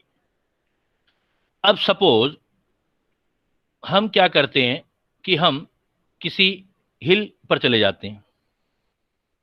जैसे जैसे हिल पर जाओगे तो आप देखोगे कि जो वेपर प्रेशर है बाहर वाला, जो एटमॉस्फेयर का वेपर प्रेशर है पी एटमॉस्फेयर, वो डाउन होता है, लेस होता है। कहां से? अर्थ से। यहां अर्थ में थे तो हाई होता है। और वेपर प्रेशर बाहर वाला अगर कम होता है तो बॉइलिंग पॉइंट डाउन होते हैं, क्योंकि जल्दी बॉईल हो जाएगा वो। क्योंकि कोई चीज बॉईल कब होती है? जब उसका वेपर प्रेशर बाहर के प्रेशर के बराबर हो। तो बाहर के प्रेशर लेस होते हैं तो पानी जल्दी बॉईल होने लग जाता है। लेकिन जल्दी तो हो गया वो, लेकिन बॉइलिंग पॉइंट तो लेस होगी ना, बॉइलिंग पॉइंट डाउन हो गए। अब बॉइलिंग पॉइंट डाउन हो गए तो कुकिंग टाइम लेगी, इसलिए पहाड़ पर खाना जल्दी बनता है। तो ये बॉइलिंग से रिलेटेड पॉइंट है, बॉइलिंग से। आपने सुना होगा, देखो एक एग्जांपल शेयर करता हूं। आपने कई जगह सुना होगा कि फलाने पहाड़ पे चले जाओ, वहां एक ऐसा तालाब है, अगर उसमें हम अपने हाथ पैर धो लें तो हमारी सारी बीमारी हट जाती है। तो इसका रीजन क्या है? तो वहां जो पहाड़ पर चले गए हो वहां पर वेपर प्रेशर बहुत कम है एयर का। तो एयर का वेपर प्रेशर कम है तो बॉईल हो रहा है वाटर, ऑलरेडी बॉईल हो रहा है। तो बॉइलिंग वाटर के अंदर क्या है कि बॉइलिंग वाटर जो हो रहा है वो जर्म्स वगैरह को खत्म कर रहा है। तो जितना हाइट पर जाओगे। अब हाँ एक चीज और, कई बच्चों के कंफ्यूजन होता है कि सर अभी तो थोड़ी देर पहले तो आपने बोला था कि वेपर प्रेशर कम होगा तो बॉइलिंग पॉइंट ज्यादा होंगे। तो दो चीजें हैं, वेपर प्रेशर दो चीजों के हैं। एक तो जो खुद लिक्विड है उसका vapour pressure, liquid vapour pressure, और एक एटमॉस्फेयर का प्रेशर। अगर हम कोई इंप्योरिटी मिलाते हैं तो लिक्विड के वेपर प्रेशर कम हो जाते हैं, इसलिए बाहर के प्रेशर तक पहुंचाने के लिए आपको ज्यादा गर्म करना पड़ता है। तो जब लिक्विड के वेपर प्रेशर की बात होती है तो लिक्विड का वेपर प्रेशर बढ़ेगा तो बॉइलिंग पॉइंट कम होंगे। और प्रेशर कम होगा तो बॉइलिंग पॉइंट बढ़ेंगे। अभी आपने बोला ना relative lowering of vapour pressure, lowering of vapour pressure कम कर रहे हो, एलिवेशन इन बॉइलिंग पॉइंट, ये लिक्विड की बात कर रहे हो। अब हम एटमॉस्फेयर की बात कर रहे हैं, कुकिंग वाला कॉन्सेप्ट सीधा एटमॉस्फेयर के प्रेशर पे चला गया। एटमॉस्फेयर का प्रेशर जितना कम होगा बॉइलिंग जल्दी हो जाएगी, मतलब बॉइलिंग पॉइंट कम होंगे। तो आप सीधा कह सकते हो कि जो बॉइलिंग पॉइंट होता है वो एटमॉस्फेयर के प्रेशर के डायरेक्टली प्रोपोर्शनल होता है। प्रेशर बढ़ेगा तो बॉइलिंग पॉइंट बढ़ेंगे, प्रेशर कम होगा तो बॉइलिंग पॉइंट कम होंगे। और लिक्विड के वेपर प्रेशर के साथ अपोजिट होते हैं, वो आप पढ़ते ही हो जनरली, तो यहां इसलिए कंफ्यूजन आता है। तो अब देखो, अब अगर हम पहाड़ पर जाएंगे तो पहाड़ पर जाने पर एक्सटर्नल प्रेशर मतलब एटमॉस्फेयर का प्रेशर कम हो जाते हैं, ऊपर हाइट पर प्रेशर कम होते हैं, प्रेशर कम होते हैं इसलिए बॉइलिंग पॉइंट कम हो जाते हैं। तो बॉइलिंग पॉइंट कम हो जाएगा तो कुकिंग देर से होगी। लेकिन हम अपने इसी को अर्थ पे ले आते हैं और अर्थ पर प्रेशर कुकर लगा देते हैं। तो प्रेशर कुकर लगाने से बाहर का एक्सटर्नल प्रेशर आपने बढ़ा दिया, कुछ रख दिया, तो प्रेशर बढ़ा दिया, तो प्रेशर बढ़ने से क्या हुआ, बॉइलिंग पॉइंट भी बढ़ गया। बॉइलिंग पॉइंट बढ़ गया, प्रेशर किसका, एटमॉस्फेयर की बात कर रहे हैं अब हम। एटमॉस्फेयर का प्रेशर इंक्रीज होगा देन बॉइलिंग पॉइंट इंक्रीज होंगे तो कुकिंग टाइम डाउन हो जाएगा, इसलिए जल्दी बन जाता है खाना। क्लियर?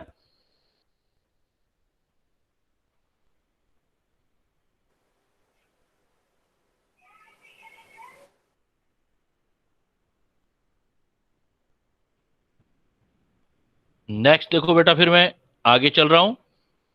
जो दूसरा पार्ट है इसका आपका, वो भी देखो लिक्विड सॉल्यूशन से रिलेटेड ही है।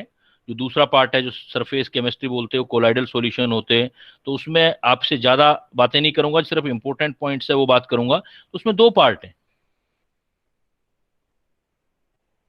एक पार्ट आता है सरफेस केमिस्ट्री वाला और एक पार्ट आता है आपका कोलाइडल पार्टिकल वाला, कोलाइडल सॉल्यूशन वाला। इसमें जो सरफेस केमिस्ट्री है, सरफेस केमिस्ट्री में आपसे मैं जो डिस्कस करूंगा जहां से ज्यादा प्रोबेबिलिटी है, तो एक तो जब कभी भी सरफेस फिनोमिना होगा तो ऐड मतलब चीजें कुछ ऐड होंगी सरफेस के ऊपर, तो इसको एडजॉर्प्शन बोलते हैं आप। एडजॉर्प्शन ऑलवेज एक्सोथर्मिक होगा, हमेशा हीट निकलेगी, always exothermic, delta H negative, और ऑलवेज स्पॉन्टेनियस होगा। स्पॉन्टेनियस बेटा मतलब इसको क्या बोलते हैं, एक्सोगोनिक, मतलब डेल्टा जी नेगेटिव। गोनिक वर्ड आ जाए तो जी से रिलेटेड है, थर्म आ जाए तो एंथैल्पी से रिलेटेड है। तो डेल्टा जी हमेशा नेगेटिव होती है और डेल्टा एच हमेशा नेगेटिव होता है जब कभी भी आपका एडजॉर्प्शन होता है। एक बात तो ये याद रखना, इस एडजॉर्प्शन में तीन चीजें होती हैं बेटा। ये तीन चीजें क्या होती हैं, जैसे कोई सरफेस होती है उसके ऊपर कोई चीज हम एडजॉर्ब करवा रहे हैं, ऊपर आ रही है, तो जो कितनी जगह पे कितना ऊपर वाला चीज एडजॉर्ब हुआ है इसको बोलते हैं extent of adsorption. Extent of adsorption, simply मैं बात पे आगे चलता हूं, पहले छोटा सा मैं इंट्रो दे रहा हूं ये। और किस टेम्परेचर पर होता है वो टेम्परेचर, और प्रेशर कितना है गैसेस का वो प्रेशर। ये तीन चीजें स्टडी करनी होती हैं, सबसे जरूरी काम है हमारा इन तीन चीजों पर फोकस होना एडजॉर्प्शन में, इन तीन चीजों पर, एक्सटेंट ऑफ एडजॉर्प्शन, टेम्परेचर और आपका प्रेशर। इसमें क्या है कि दो का हम रिलेशन देखते हैं तीसरे को कांस्टेंट करके। तो अगर मैं X by M extent of adsorption और वर्सेस टेम्परेचर ले रहा हूं तो इसका मतलब प्रेशर कांस्टेंट है। कांस्टेंट प्रेशर देख के एक्स अपॉन एम टेम्परेचर के साथ रिलेशन देख रहे हैं। तो जब इन दोनों के बीच आप ग्राफ खींचते हो प्रेशर कांस्टेंट होता है तो इसको बोलते हैं आइसोबार या isobaric adsorption, isotherm adsorption, isobaric या आइसोथर्म या आइसोबारिक एडजॉर्प्शन। आइसो मतलब समझ आ रहा है, कांस्टेंट है, बार मतलब प्रेशर। जब ये ग्राफ खींचोगे तो दो टाइप के एडजॉर्प्शन होंगे, एक आपका फिजिकल और एक आपका बेटा केमिकल। सिंपल सा थ्योरेटिकल चैप्टर है, रीडिंग मारना है, लेकिन कहाँ रीडिंग ज्यादा लगाना है वो बता रहा हूं मैं। फिजिकल एडजॉर्प्शन जो है उसमें कोई एक्चुअल बॉन्ड नहीं होता, तो जैसे ही टेम्परेचर बढ़ाओगे तो एडजॉर्प्शन कम होने लग जाएगा। लेकिन केमिकल एडजॉर्प्शन में केमिकल काइनेटिक्स के अकॉर्डिंग पहले एक्टिवेशन एनर्जी चाहिए होती है, पहले बनाना पड़ता है एडजॉर्प्शन, तो पहले टेम्परेचर के साथ इंक्रीज होगा देन डिक्रीज होगा, ये फर्क आ जाएगा। दूसरे टाइप की जो ज्यादा इंपॉर्टेंट है, मोर इंपॉर्टेंट है, जहां से क्वेश्चन की प्रोबेबिलिटी ज्यादा है, वो है एक्स अपॉन एम। जो आपका एक्सटेंट ऑफ एडजॉर्प्शन है उसका ग्राफ वर्सेस प्रेशर के साथ, मतलब टेम्परेचर कांस्टेंट, कि आप प्रेशर चेंज करोगे तो कितना एडजॉर्प्शन होगा, प्रेशर का एडजॉर्प्शन के साथ रिलेशन, मतलब टी कांस्टेंट करना है। इसको बोलते हैं आइसोथर्म एडजॉर्प्शन। ये जो आइसोथर्म है इसके बारे में दो साइंटिस्ट ने काम किया है, एक है फ्रेंडलिच, इसने थियोरेटिकली काम किया है, और एक है लैंगम्यूर, इसने कंप्लीट एक्सप्लेनेशन दिया है। फ्रेंडलिच ने सिर्फ मल्टी लेयर, अब ये बात पूछी जाती है, मल्टी लेयर फिजिकल एडजॉर्प्शन की बात की है, और लैंगम्यूर ने मोनोलेयर या यूनिलेयर केमिकल एडजॉर्प्शन की बात की है। दोनों इनमें इसने सिर्फ एक इंपेरिकल रिलेशन दिया, इसने क्लियर एक डेरिवेशन करके क्लियरली एक्सप्लेन किया प्रैक्टिकल करके, कैसे किया दोनों ने वर्क, वही हमारे काम का है।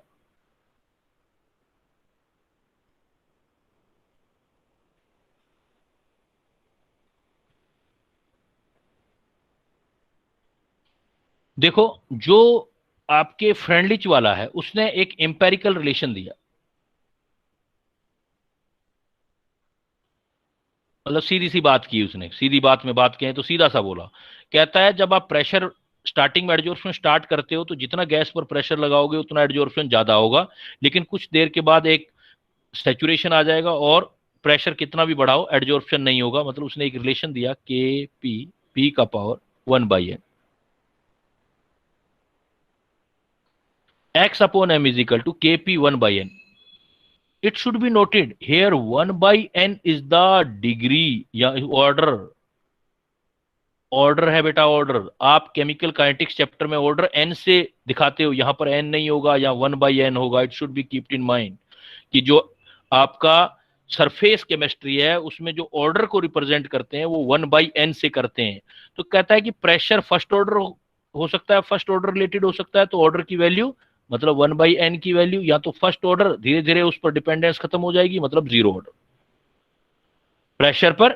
बिल्कुल ऐसे बेटा, देखो सिंपली, ज्यादा दिमाग लगाने की जरूरत ही नहीं है, प्रेशर के साथ रिलेशन देख रहे हैं। जब स्टार्टिंग में आप एडजॉर्प्शन करना स्टार्ट करोगे तो जितना प्रेशर इंक्रीज करोगे उतना x/m भी इंक्रीज होता चला जाएगा, ऐसे ग्राफ आएगा। ये चीज ये शो कर रही है कि एक्सटेंट ऑफ एडजॉर्प्शन प्रेशर के रिलेटेड फर्स्ट ऑर्डर है। अगर ये डबल करोगे तो डबल हो जाएगा, ट्रिपल करोगे ट्रिपल हो जाएगा, जितना ये बढ़ाओगे उतना डिपेंड करेगा। तो स्टार्टिंग में प्रेशर 1 होता है, लेकिन बाद में क्या है, कुछ टाइम के बाद देखोगे कि x/m प्रेशर पर डिपेंड ही नहीं करेगा, मतलब प्रेशर का ऑर्डर 0 हो गया, कांस्टेंट रहेगा, प्रेशर कितना ही इंक्रीज करो, लेकिन x/m कांस्टेंट हो गया। यहां ये जो बीच वाला रीजन है ये शो कर रहा है कि धीरे धीरे एक्सटेंट ऑफ एडजॉर्प्शन का प्रेशर पर इफेक्ट 1 से 0 की तरफ जा रहा है, मतलब खत्म होता जा रहा है। तो ये किसी के लिए भी आप बता सकते हो। तो सिंपल चीज ये है कि पहले एडजॉर्प्शन स्टार्ट हुआ तो जितना आप प्रेशर इंक्रीज करते जाओगे एडजॉर्प्शन बढ़ता जाएगा, फिर एक लिमिट आ जाएगी, सैचुरेशन हो जाएगा, बाद में आपका प्रेशर का इफेक्ट खत्म हो जाएगा। बट क्वेश्चन यहाँ है बेटा, वो एग्जाम में पूछेगा फ्रेंडलिच एडजॉर्प्शन में ऑर्डर क्या है, n, क्योंकि हमारा दिमाग चलता रहता है, हम केमिकल काइनेटिक्स में बात करते रहते हैं, तो ऑर्डर n होता था वहां पर, तो यहाँ पर बेटा n नहीं है, यहाँ वहां पर 1/n है, ऑर्डर है 1/n, 1 इज इक्वल टू 0। तो हेयर पूछेगा n क्या है, तो n की वैल्यू निकालो। देखो n जो है सिर्फ एक मैथमेटिकल वैल्यू है, और n की वैल्यू क्या आ सकती है, देखो 1/n क्या क्या हो सकता है, जैसे 1/n 1 हो सकता है, तो n की वैल्यू निकालो, n इधर ले जाओ, 1/1 इज इक्वल टू n, तो n की वैल्यू 1 आ गई ना, सिंपल मैथमेटिक्स है। तो n की वैल्यू 1 हो सकती है, और कितना हो सकता है 1/n की वैल्यू 0, तो n की वैल्यू कितनी होगी 1/0 इक्वल टू n, मतलब इन्फिनाइट होगी। तो n की वैल्यू 0 से लेके इन्फिनाइट तक हो सकती है।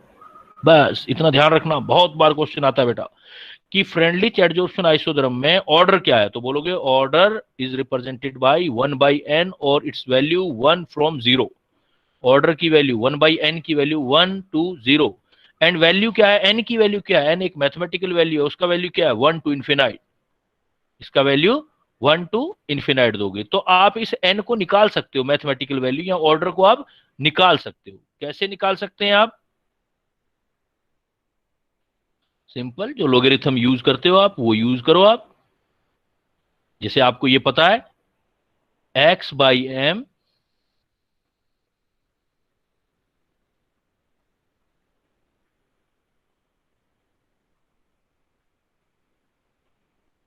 ये पता है आपको x/m is equal to kp 1 की पावर m, लोग ले लो दोनों side, log x/m log k 1/n log p। तो ये एक मैथमेटिकल इक्वेशन ही तो आ गई, y is equal to c m x। अगर मैं ग्राफ खींचूं log x/m और log p में तो स्ट्रेट लाइन ग्राफ आएगा जिसका इंटरसेप्ट पॉजिटिव, स्लोप भी पॉजिटिव, इंटरसेप्ट पॉजिटिव, सपोज यहां से स्लोप पॉजिटिव तो ऊपर चला जाएगा। तो ये जो वैल्यू आएगी इंटरसेप्ट की, तो यहां से आप k की वैल्यू निकाल सकते हो, कांस्टेंट की वैल्यू निकाल सकते हो। तो c is equal to log की, ये जो थीटा है तो स्लोप आएगा आपका tan थीटा।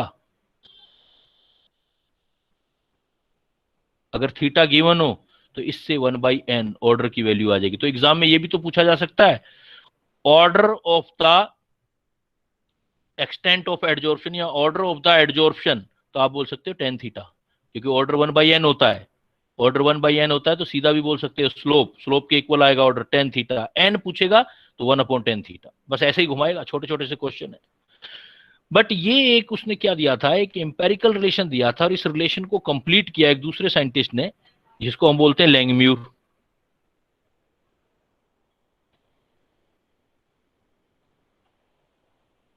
लैंगम्यूर ने क्या किया, उसने कहा आप देखो इसको पूरा क्लियर करो ना कि कहाँ डिपेंड कर रहा है कहाँ नहीं कर रहा है, ऐसे मत करो आप उसको लैंगम्यूर ने बताया कि पूरा आप पिक्चर क्लियर करो, तो उसने प्रैक्टिकली एक्सप्लेन किया लैंगम्यूर ने। तो लैंगम्यूर जो एडजॉर्प्शन आइसोथर्म है उसने किया कि आप x/m इज इक्वल टू ये रिलेशन लगाओ AP/1 प्लस BP, और इवन कहता है गैस सॉल्यूशन किसी पे लगा दो, ये सबके लिए एप्लीकेबल है।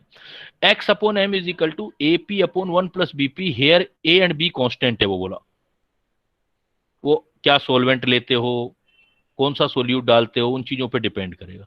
बट क्लियर है कि जब इसकी केस लगाओ, कहता आप केस फर्स्ट, जब लो प्रेशर है, मतलब अभी स्टार्ट ही हुआ है एडजॉर्प्शन, लो प्रेशर है, तो ये नीचे वाली वैल्यू देखो 1 प्लस BP में ये वाली चीज लो हो जाएगी, ये लो हो जाएगी तो आप इसको नेग्लेक्ट कर दो,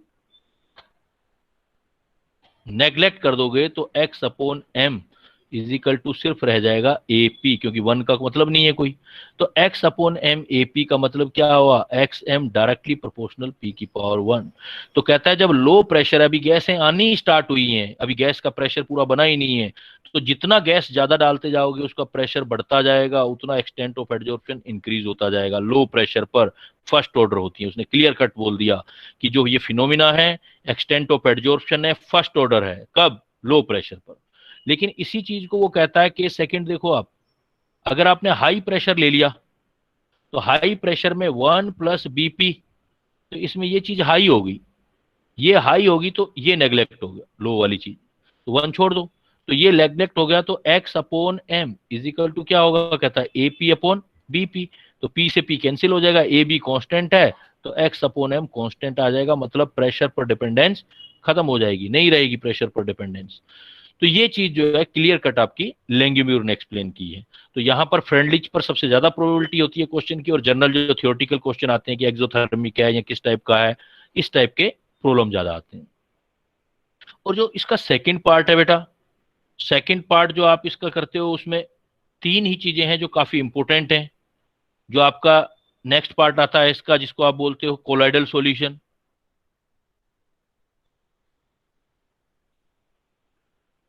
नंबर वन, मेरे हिसाब से ये तीन पार्ट काफी इंपॉर्टेंट है। नंबर वन, कोलाइडल सॉल्यूशन का साइज आपको अच्छे से याद होना चाहिए। साइज ऑफ कोलॉइड,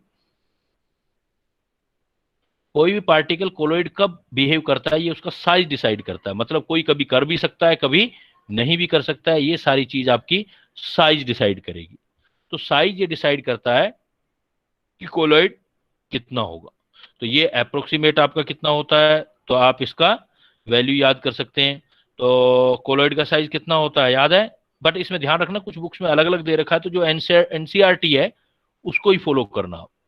एनसीईआरटी के अकॉर्डिंग जो वैल्यू दे रखा है, मेरे ख्याल से अप टू 10,000 एंगस्ट्रॉम दे रखा है वो। ये 1 नैनोमीटर। हाँ 1 नैनोमीटर होगा तो 10 एंगस्ट्रॉम ही हो जाएगा ना। नैनोमीटर है। हाँ 10 एंगस्ट्रॉम से लेके वहां दे रखा है आपको 10,000। वो एनसीईआरटी वाला कर लेना, किसी किसी किताब में 1000 भी लिखा हुआ है, लेकिन हम फॉलो करेंगे एनसीईआरटी को। तो ये साइज आ जाएगा, तो वो कोलॉइडल है। एनीवे जो भी कोलॉइडल सॉल्यूशन वगैरह है, तो इस कोलॉइडल सॉल्यूशन में जो पॉइंट सबसे इंपॉर्टेंट पॉइंट आता है, एक तो आता है बेटा मिसेल्स फॉर्मेशन। उन्हीं पॉइंट्स पर मैं बात कर लेता हूं। मिसेल्स फॉर्मेशन, इस मिसेल्स फॉर्मेशन में क्या चीज है, इसमें आते हैं सोप के पार्टिकल, साबुन देखते हो आप, डिटर्जेंट के पार्टिकल। कोरोना का चल ही रहा है तो सोप का एक्शन आ ही सकता है, हाथ धो, सोप से रोज देखते रहते हो तो यहां से क्वेश्चन की फॉर्मिंग हो ही सकती है। डिटर्जेंट्स, सोप जो होता है वो होता है RCOONA, और यहां सल्फर आ जाता है RSO3Na, या अलग टाइप के भी नेगेटिव पॉजिटिव दोनों आते हैं। तो इसका ये पार्टिकल जो होता है, इसमें ये R की जो होती है ये लॉन्ग चेन होती है, लॉन्ग हाइड्रोकार्बन चेन होता है बेटा। तो इस एक मॉलिक्यूल को हम ऐसे बनाते हैं, जो भी सोप का पार्टिकल होता है ये हाइड्रोकार्बन चेन होती है। जो लॉन्ग हाइड्रोकार्बन चेन है वो ये है, और इस पार्ट को हम बोलते हैं नॉन पोलर पार्ट, और नॉन पोलर टेल बोलते हैं इसको, नॉन पोलर टेल। और नॉन पोलर पार्ट को एक नाम और भी देते हैं, हाइड्रोफोबिक टेल। मतलब इसको टेल बोला जाता है, पूंछ बोला जाता है इसको, हाइड्रोफोबिक। और ये आगे वाला जो चार्ज वाला पार्ट दिखाई दे रहा है, इसको हम बोलते हैं पोलर पार्ट। पोलर जो है वाटर से अट्रैक्ट होता है, इसलिए इसको हम हाइड्रोफिलिक हेड बोलते हैं।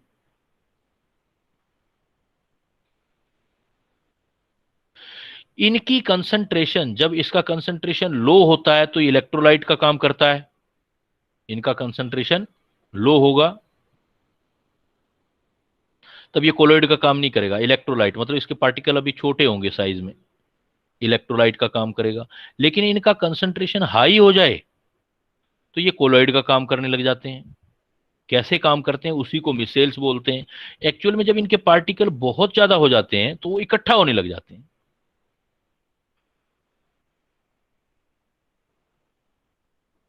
उसका एक जगह क्लस्टर बनने लग जाता है।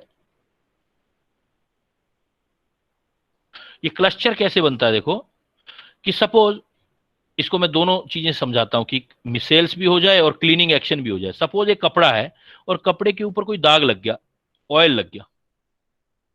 ऑयल वाटर नहीं है, मतलब ऑयल कोवलेंट कंपाउंड है, नॉन पोलर होते हैं ऑयल। तो जो आप इसके ऊपर साबुन लगाते हो तो साबुन के पार्टिकल आकर के इस पर इकट्ठा होने लगते हैं। तो जो हाइड्रोफोबिक पार्ट होता है वो ऑयल के लिए तो फिलिक है, तो ऑयल के साथ अटैच होने लग जाते हैं, और इस टाइप से ये इकट्ठे होने लग जाते हैं पार्टिकल। और जब ये इकट्ठे होकर के एक कंसंट्रेशन बना लेते हैं, जब इसका साइज कोलॉइड साइज के बराबर होने लग जाता है, तब इसको मिसेल्स बोल देते हैं। बस ये ध्यान रखना, मिसेल्स में हाइड्रोफिलिक पार्ट बाहर होता है, हाइड्रोफोबिक पार्ट अंदर होता है। अब ये जो बनता है और जिस कंसंट्रेशन पे बनता है, इसको CMC, क्रिटिकल मिसेलाइजेशन कंसंट्रेशन बोल देते हैं। अब क्या होगा, जैसे ही पानी डालोगे इस कपड़े के ऊपर, वाटर आएगा। जब कोई कपड़े धोएगा, मशीन में डालेगा, तो वाटर क्या करेगा, इस वाले पार्ट के साथ आ जाएगा और इस वाले पार्ट को बहता हुआ कपड़े से बाहर ले जाएगा। तो ये जो दाग है ये भी चला जाएगा ऑयल साथ में। इसको बोलते हैं क्लीनिंग एक्शन। और ये जो चीज है इसको बोलते हैं मिसेल्स। मिसेल्स में मोलिक्यूल का केमिस्ट्री ध्यान रखना है कि भी कौन सा पार्ट कहां रहेगा, अंदर की साइड कौन रहेगा, बाहर की साइड कौन रहेगा, कौन सा वाटर के साथ रहेगा, कौन सा ऑयल के साथ रहेगा। एक बेटा इसमें थ्योरेटिकल चीज है तो यहां पूछा जा सकता है। और सबसे ज्यादा पूछा जाने वाला क्वेश्चन, सबसे ज्यादा, वो आता है आपका कोगुलेशन पर।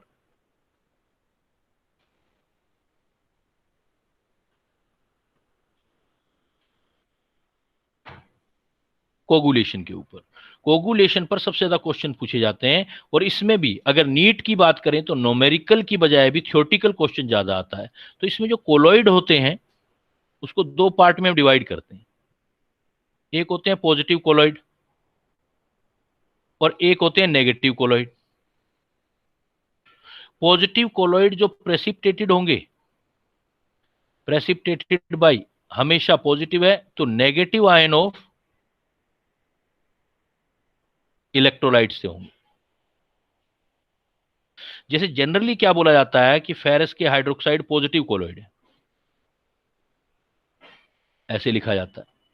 तो ये नेगेटिव आयन, इलेक्ट्रोलाइट के नेगेटिव आयन से जो कोगुलेट होंगे, जैसे NaCl, के Na2SO4 और या KCl ले लो, KCl, K2SO4, K4FeCN6 ले लिया। तो इसमें ये इलेक्ट्रोलाइट जब डालेंगे तो ये, बिकॉज ये पॉजिटिव कोलॉइड है, इस पॉजिटिव कोलॉइड को अपोजिट चार्ज वाले कोलॉइड इलेक्ट्रोलाइट करेंगे तो क्या करेगा, इसके लिए एक्टिव आयन क्लोराइड होगा, इधर से होगा सल्फेट, इधर से होगा FeCN6। और इनमें भी जितना चार्ज इंक्रीज होता जाएगा, जैसे क्लोराइड का चार्ज है -1, पॉजिटिव के लिए -1, सल्फेट का चार्ज है -2 और साइनाइड का चार्ज है K4FeCN6 का -4। तो इधर से इधर जितना magnitude of opposite charge increase होता जाएगा,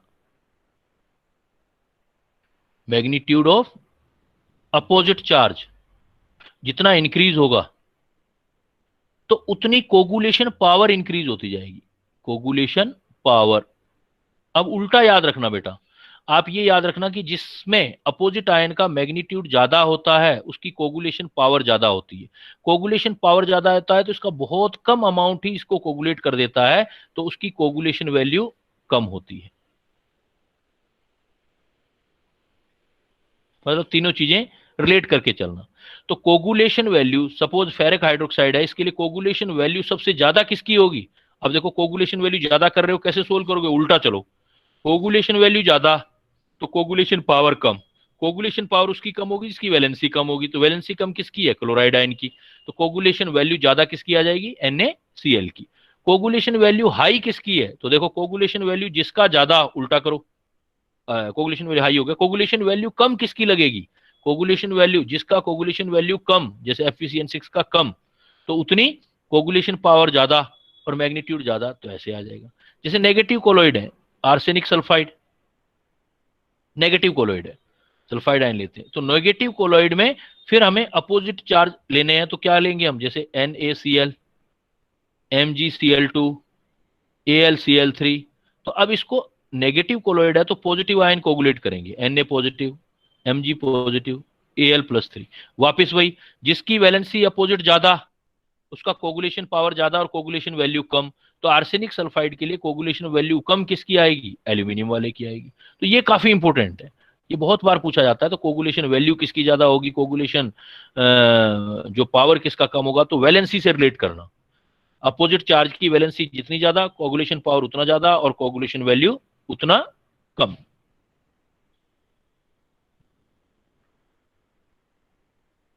नोमेरिकल भी कर सकते हो आप, नोमेरिकल हालांकि चांसेस कम होते हैं, फिर भी हम इसको नोमेरिकल भी कर सकते हैं कि भाई इसमें 1 लीटर कोलॉइडल सॉल्यूशन है हमारे पास, suppose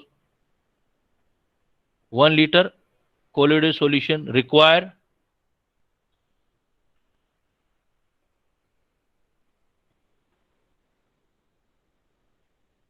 milli mole of colloids. कितना मिल इसका जो होगा उसको हम कोगुलेशन वैल्यू बोल दें। Coagulation value 1 litre colloidal solution को रिक्वायर मिलीमोल कितने होंगे, तो जितना भी सॉल्यूशन दिया जाए आपको तो डायरेक्ट कोगुलेशन वैल्यू का फार्मूला कर लो ना, तो millimole of electrolyte divided by, भाई जितने भी लीटर होगा उतने लीटर में इतना, तो volume of solution in litre. मतलब बिल्कुल मोलरिटी जैसा है, देखोगे ना आप, मोलरिटी जैसा है, बस फर्क है कि मोलरिटी में या मोल रखते थे, यहां पर मिलीमोल रखने, millimole divided by volume of solution in litre, तो सीधा कोगुलेशन वैल्यू आ जाएगा। सपोज मैं एक सैंपल भी दे देता हूं, एक बता देता हूं आपको।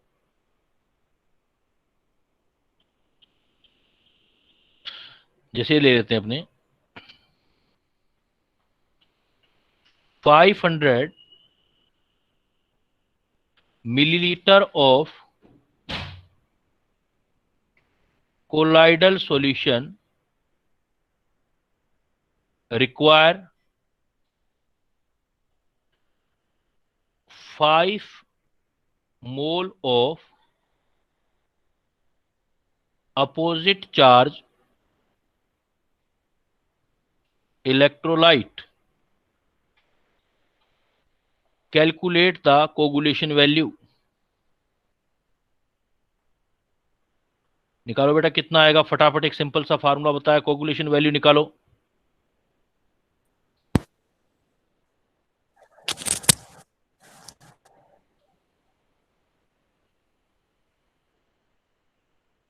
तो क्या लिखोगे, n, लेकिन किसमें, मिलीमोल में, और इधर क्या लिखोगे, वॉल्यूम लीटर में।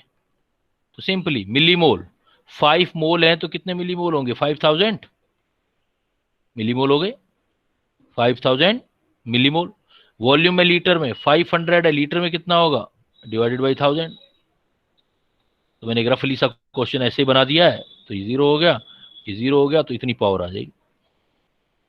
तो सिंपली ऊपर मिलीमोल लेने हैं, नीचे वॉल्यूम लेना है सॉल्यूशन का, लेकिन लीटर में।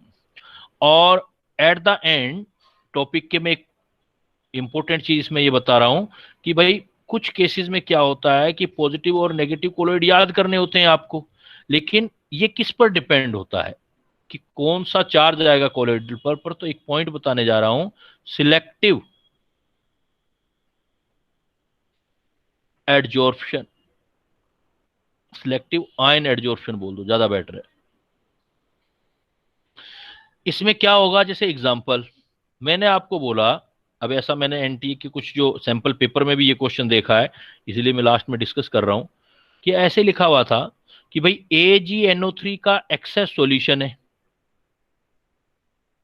और इसमें KI मिला दें, तो बताओ कौन सा कोलॉइड बनेगा और उसकी नेचर क्या होगी, पॉजिटिव या नेगेटिव। देखो कैसे सोल्व करोगे, केमिस्ट्री लगाओगे, AgNO3 plus KI, AgNO3 access है, लिख दो एक्सेस में, और KI से रिएक्ट करो, बन जाएगा AgI प्लस KNO3। KNO3 तो सॉल्यूशन में बन जाएगा, ये प्रेसिपिटेट है, ये प्रेसिपिटेट आपका कोलॉइड बनाएगा। प्रेसिपिटेट से कोलॉइड बनते हैं, पेप्टाइजेशन बोलते हो आपको। तो कोलॉइड किसका बन गया, AgI का। अब मुझे ये पता करना है कि ये AgI पॉजिटिव होगा या नेगेटिव। तो इधर आ जाओ, इधर जो एक्सेस वाला है वो जो कॉमन आयन दे रहा है वो आपका आंसर आ जाएगा। तो यहां अगर आपको आओगे तो यहां AgI आया, AgI क्या बन गया आपका, कोलॉइड। और AgI और इधर देखो जो एक्सेस वाला AgNO3, इन दोनों में कॉमन क्या है, देखो AgI और AgNO3 में Ag कॉमन आयन है, तो इसका सिलेक्टिवली एडजॉर्प्शन हो जाएगा। तो AgI बन गया, लेकिन अपने ऊपर इन दोनों में जो कॉमन आयन है वो ले लेगा, Ag पॉजिटिव आ जाएगा, पॉजिटिव कोलॉइड बन जाएगा बेटा, पॉजिटिव कोलॉइड। इसी प्रॉब्लम को मैं ऐसे दे देता, देखो ऐसे कर देते इसी प्रॉब्लम को आप उल्टा, इसका आप उल्टा बना देते कि भाई इसको हम ऐसे कर देते हैं कि KI एक्सेस और AgNO3 डाल दिया, तो कौन सा कोलॉइड बनेगा और किस टाइप का बनेगा। तो रिएक्शन दो, KI एक्सेस AgNO3 के साथ रिलेशन, तो वापिस AgI का प्रेसिपिटेट बना, वो कोलॉइड बनाएगा पेप्टाइजेशन से। तो AgI का कोलोइड बन गया। अब AgI के कोलोइड और इधर देखो एक्सेस क्या है, KI अब की बार। अब इन दोनों में कॉमन आयन देखोगे तो KI और AgI में I कॉमन आ रहा है,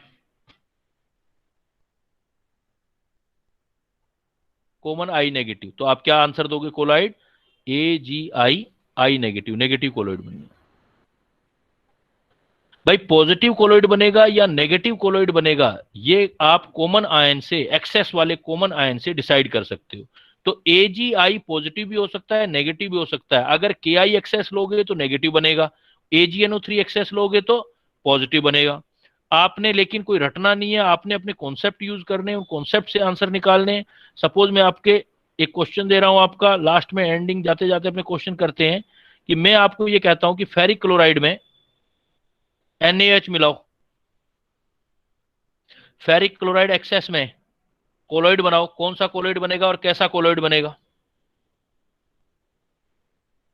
रिप्लाई करो बेटा, बताओ कौन सा कोलोइड बनेगा और उसका टाइप क्या होगा? Sir positive. पॉजिटिव। और किसी का आंसर? Sir positive. पॉजिटिव। कैसे बनाया आपने? FeCl3 और NaOH मिल गए तो फेरिक हाइड्रोक्साइड बन गया,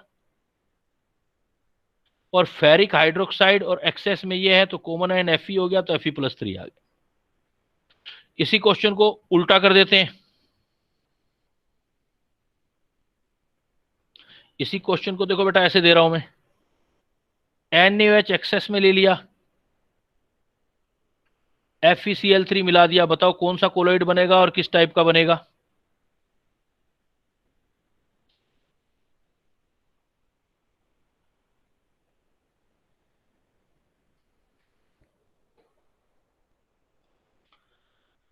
late reply. Sir negative colloid. Negative colloid बना। क्यों बना बेटा? क्योंकि FeCl3 और NaOH, अब की बार NaOH एक्सेस में दे दिया आपने, तो NaOH एक्सेस दे दिया तो फेरिक हाइड्रोक्साइड का कोलोइड बना, लेकिन कॉमन आयन एक्सेस और इसमें चेक करना है तो इसमें तो OH आ रहा है, तो नेगेटिव कोलोइड बन गया। इसमें बताओ,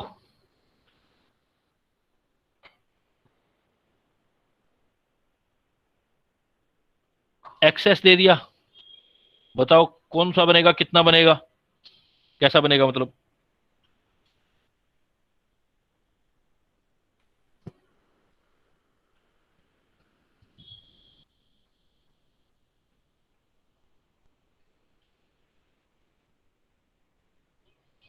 अब देखो बेटा क्या बन रहा है, FeCl3 H2O, आप H2 एक्सेस में ले रहे हो, बन रहा है फेरिक हाइड्रोक्साइड। ओके, अब फेरिक ऑक्साइड H2 है, लेकिन H2 तो आयन देता नहीं है, वीक इलेक्ट्रोलाइट है। अब एक्सेस में होने वाला आयन तो देना चाहिए, कॉमन आयन होना चाहिए, इसलिए अब कॉमन आयन यहां से नहीं आएगा, चाहे ये कम है, लेस है, तब भी ये प्रोवाइड करेगा आयन, तो ये वाला आयन चला जाएगा। इसीलिए आप कहते हो कि सर फेरिक हाइड्रोक्साइड का पॉजिटिव कोलोइड होता है। वो पॉजिटिव इसलिए है क्योंकि वाटर में बनाते हैं, फेरिक क्लोराइड का वाटर में बना दिया तो पॉजिटिव आएगा।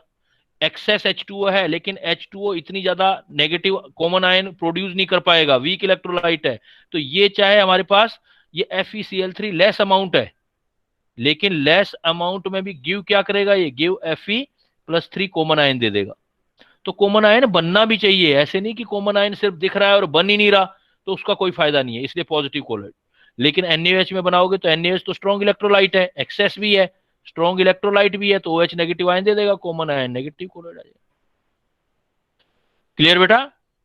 तो ये आपका आज जो मैंने आपसे डिस्कस किया है, today we are discussing about the two topics, liquid solution और सॉल्यूशन से रिलेटेड कोलाइडल सॉल्यूशन। तो इसमें जो इंपॉर्टेंट पार्ट है वो हमने डिस्कस किए हैं, इसका फिर मैं DPP डालूंगा दोनों का, और पिछले सॉलिड स्टेट का भी मैं उसमें DPP दूंगा कुछ क्वेश्चंस, तो आप उन क्वेश्चंस को करना, देखना। फिर नेक्स्ट क्लास में आपसे जो लूंगा, मैं पहले ही आपका टॉपिक क्लियर कर देता हूँ कि जिन बच्चों को फिर प्रॉब्लम होता है वो उस टॉपिक में जरूर बैठें, तो नेक्स्ट क्लास के अंदर मैं 11th के 2 टॉपिक, क्योंकि काफी इंपॉर्टेंट टॉपिक हैं, वो लूंगा मैं, थर्मोडायनेमिक्स और जितना इक्विलिब्रियम हो उसका, नहीं तो फिर नेक्स्ट क्लास में एक्सटेंड कर देंगे उसको, और इसके साथ ही इलेक्ट्रो, तीनों एक दूसरे से रिलेटेड चीजें हैं तो तीनों लेंगे हम। क्लियर बेटा? किसी का कोई डाउट, कोई बात है तो पूछ लो, नहीं तो मैं लीव करने जा रहा हूं अब।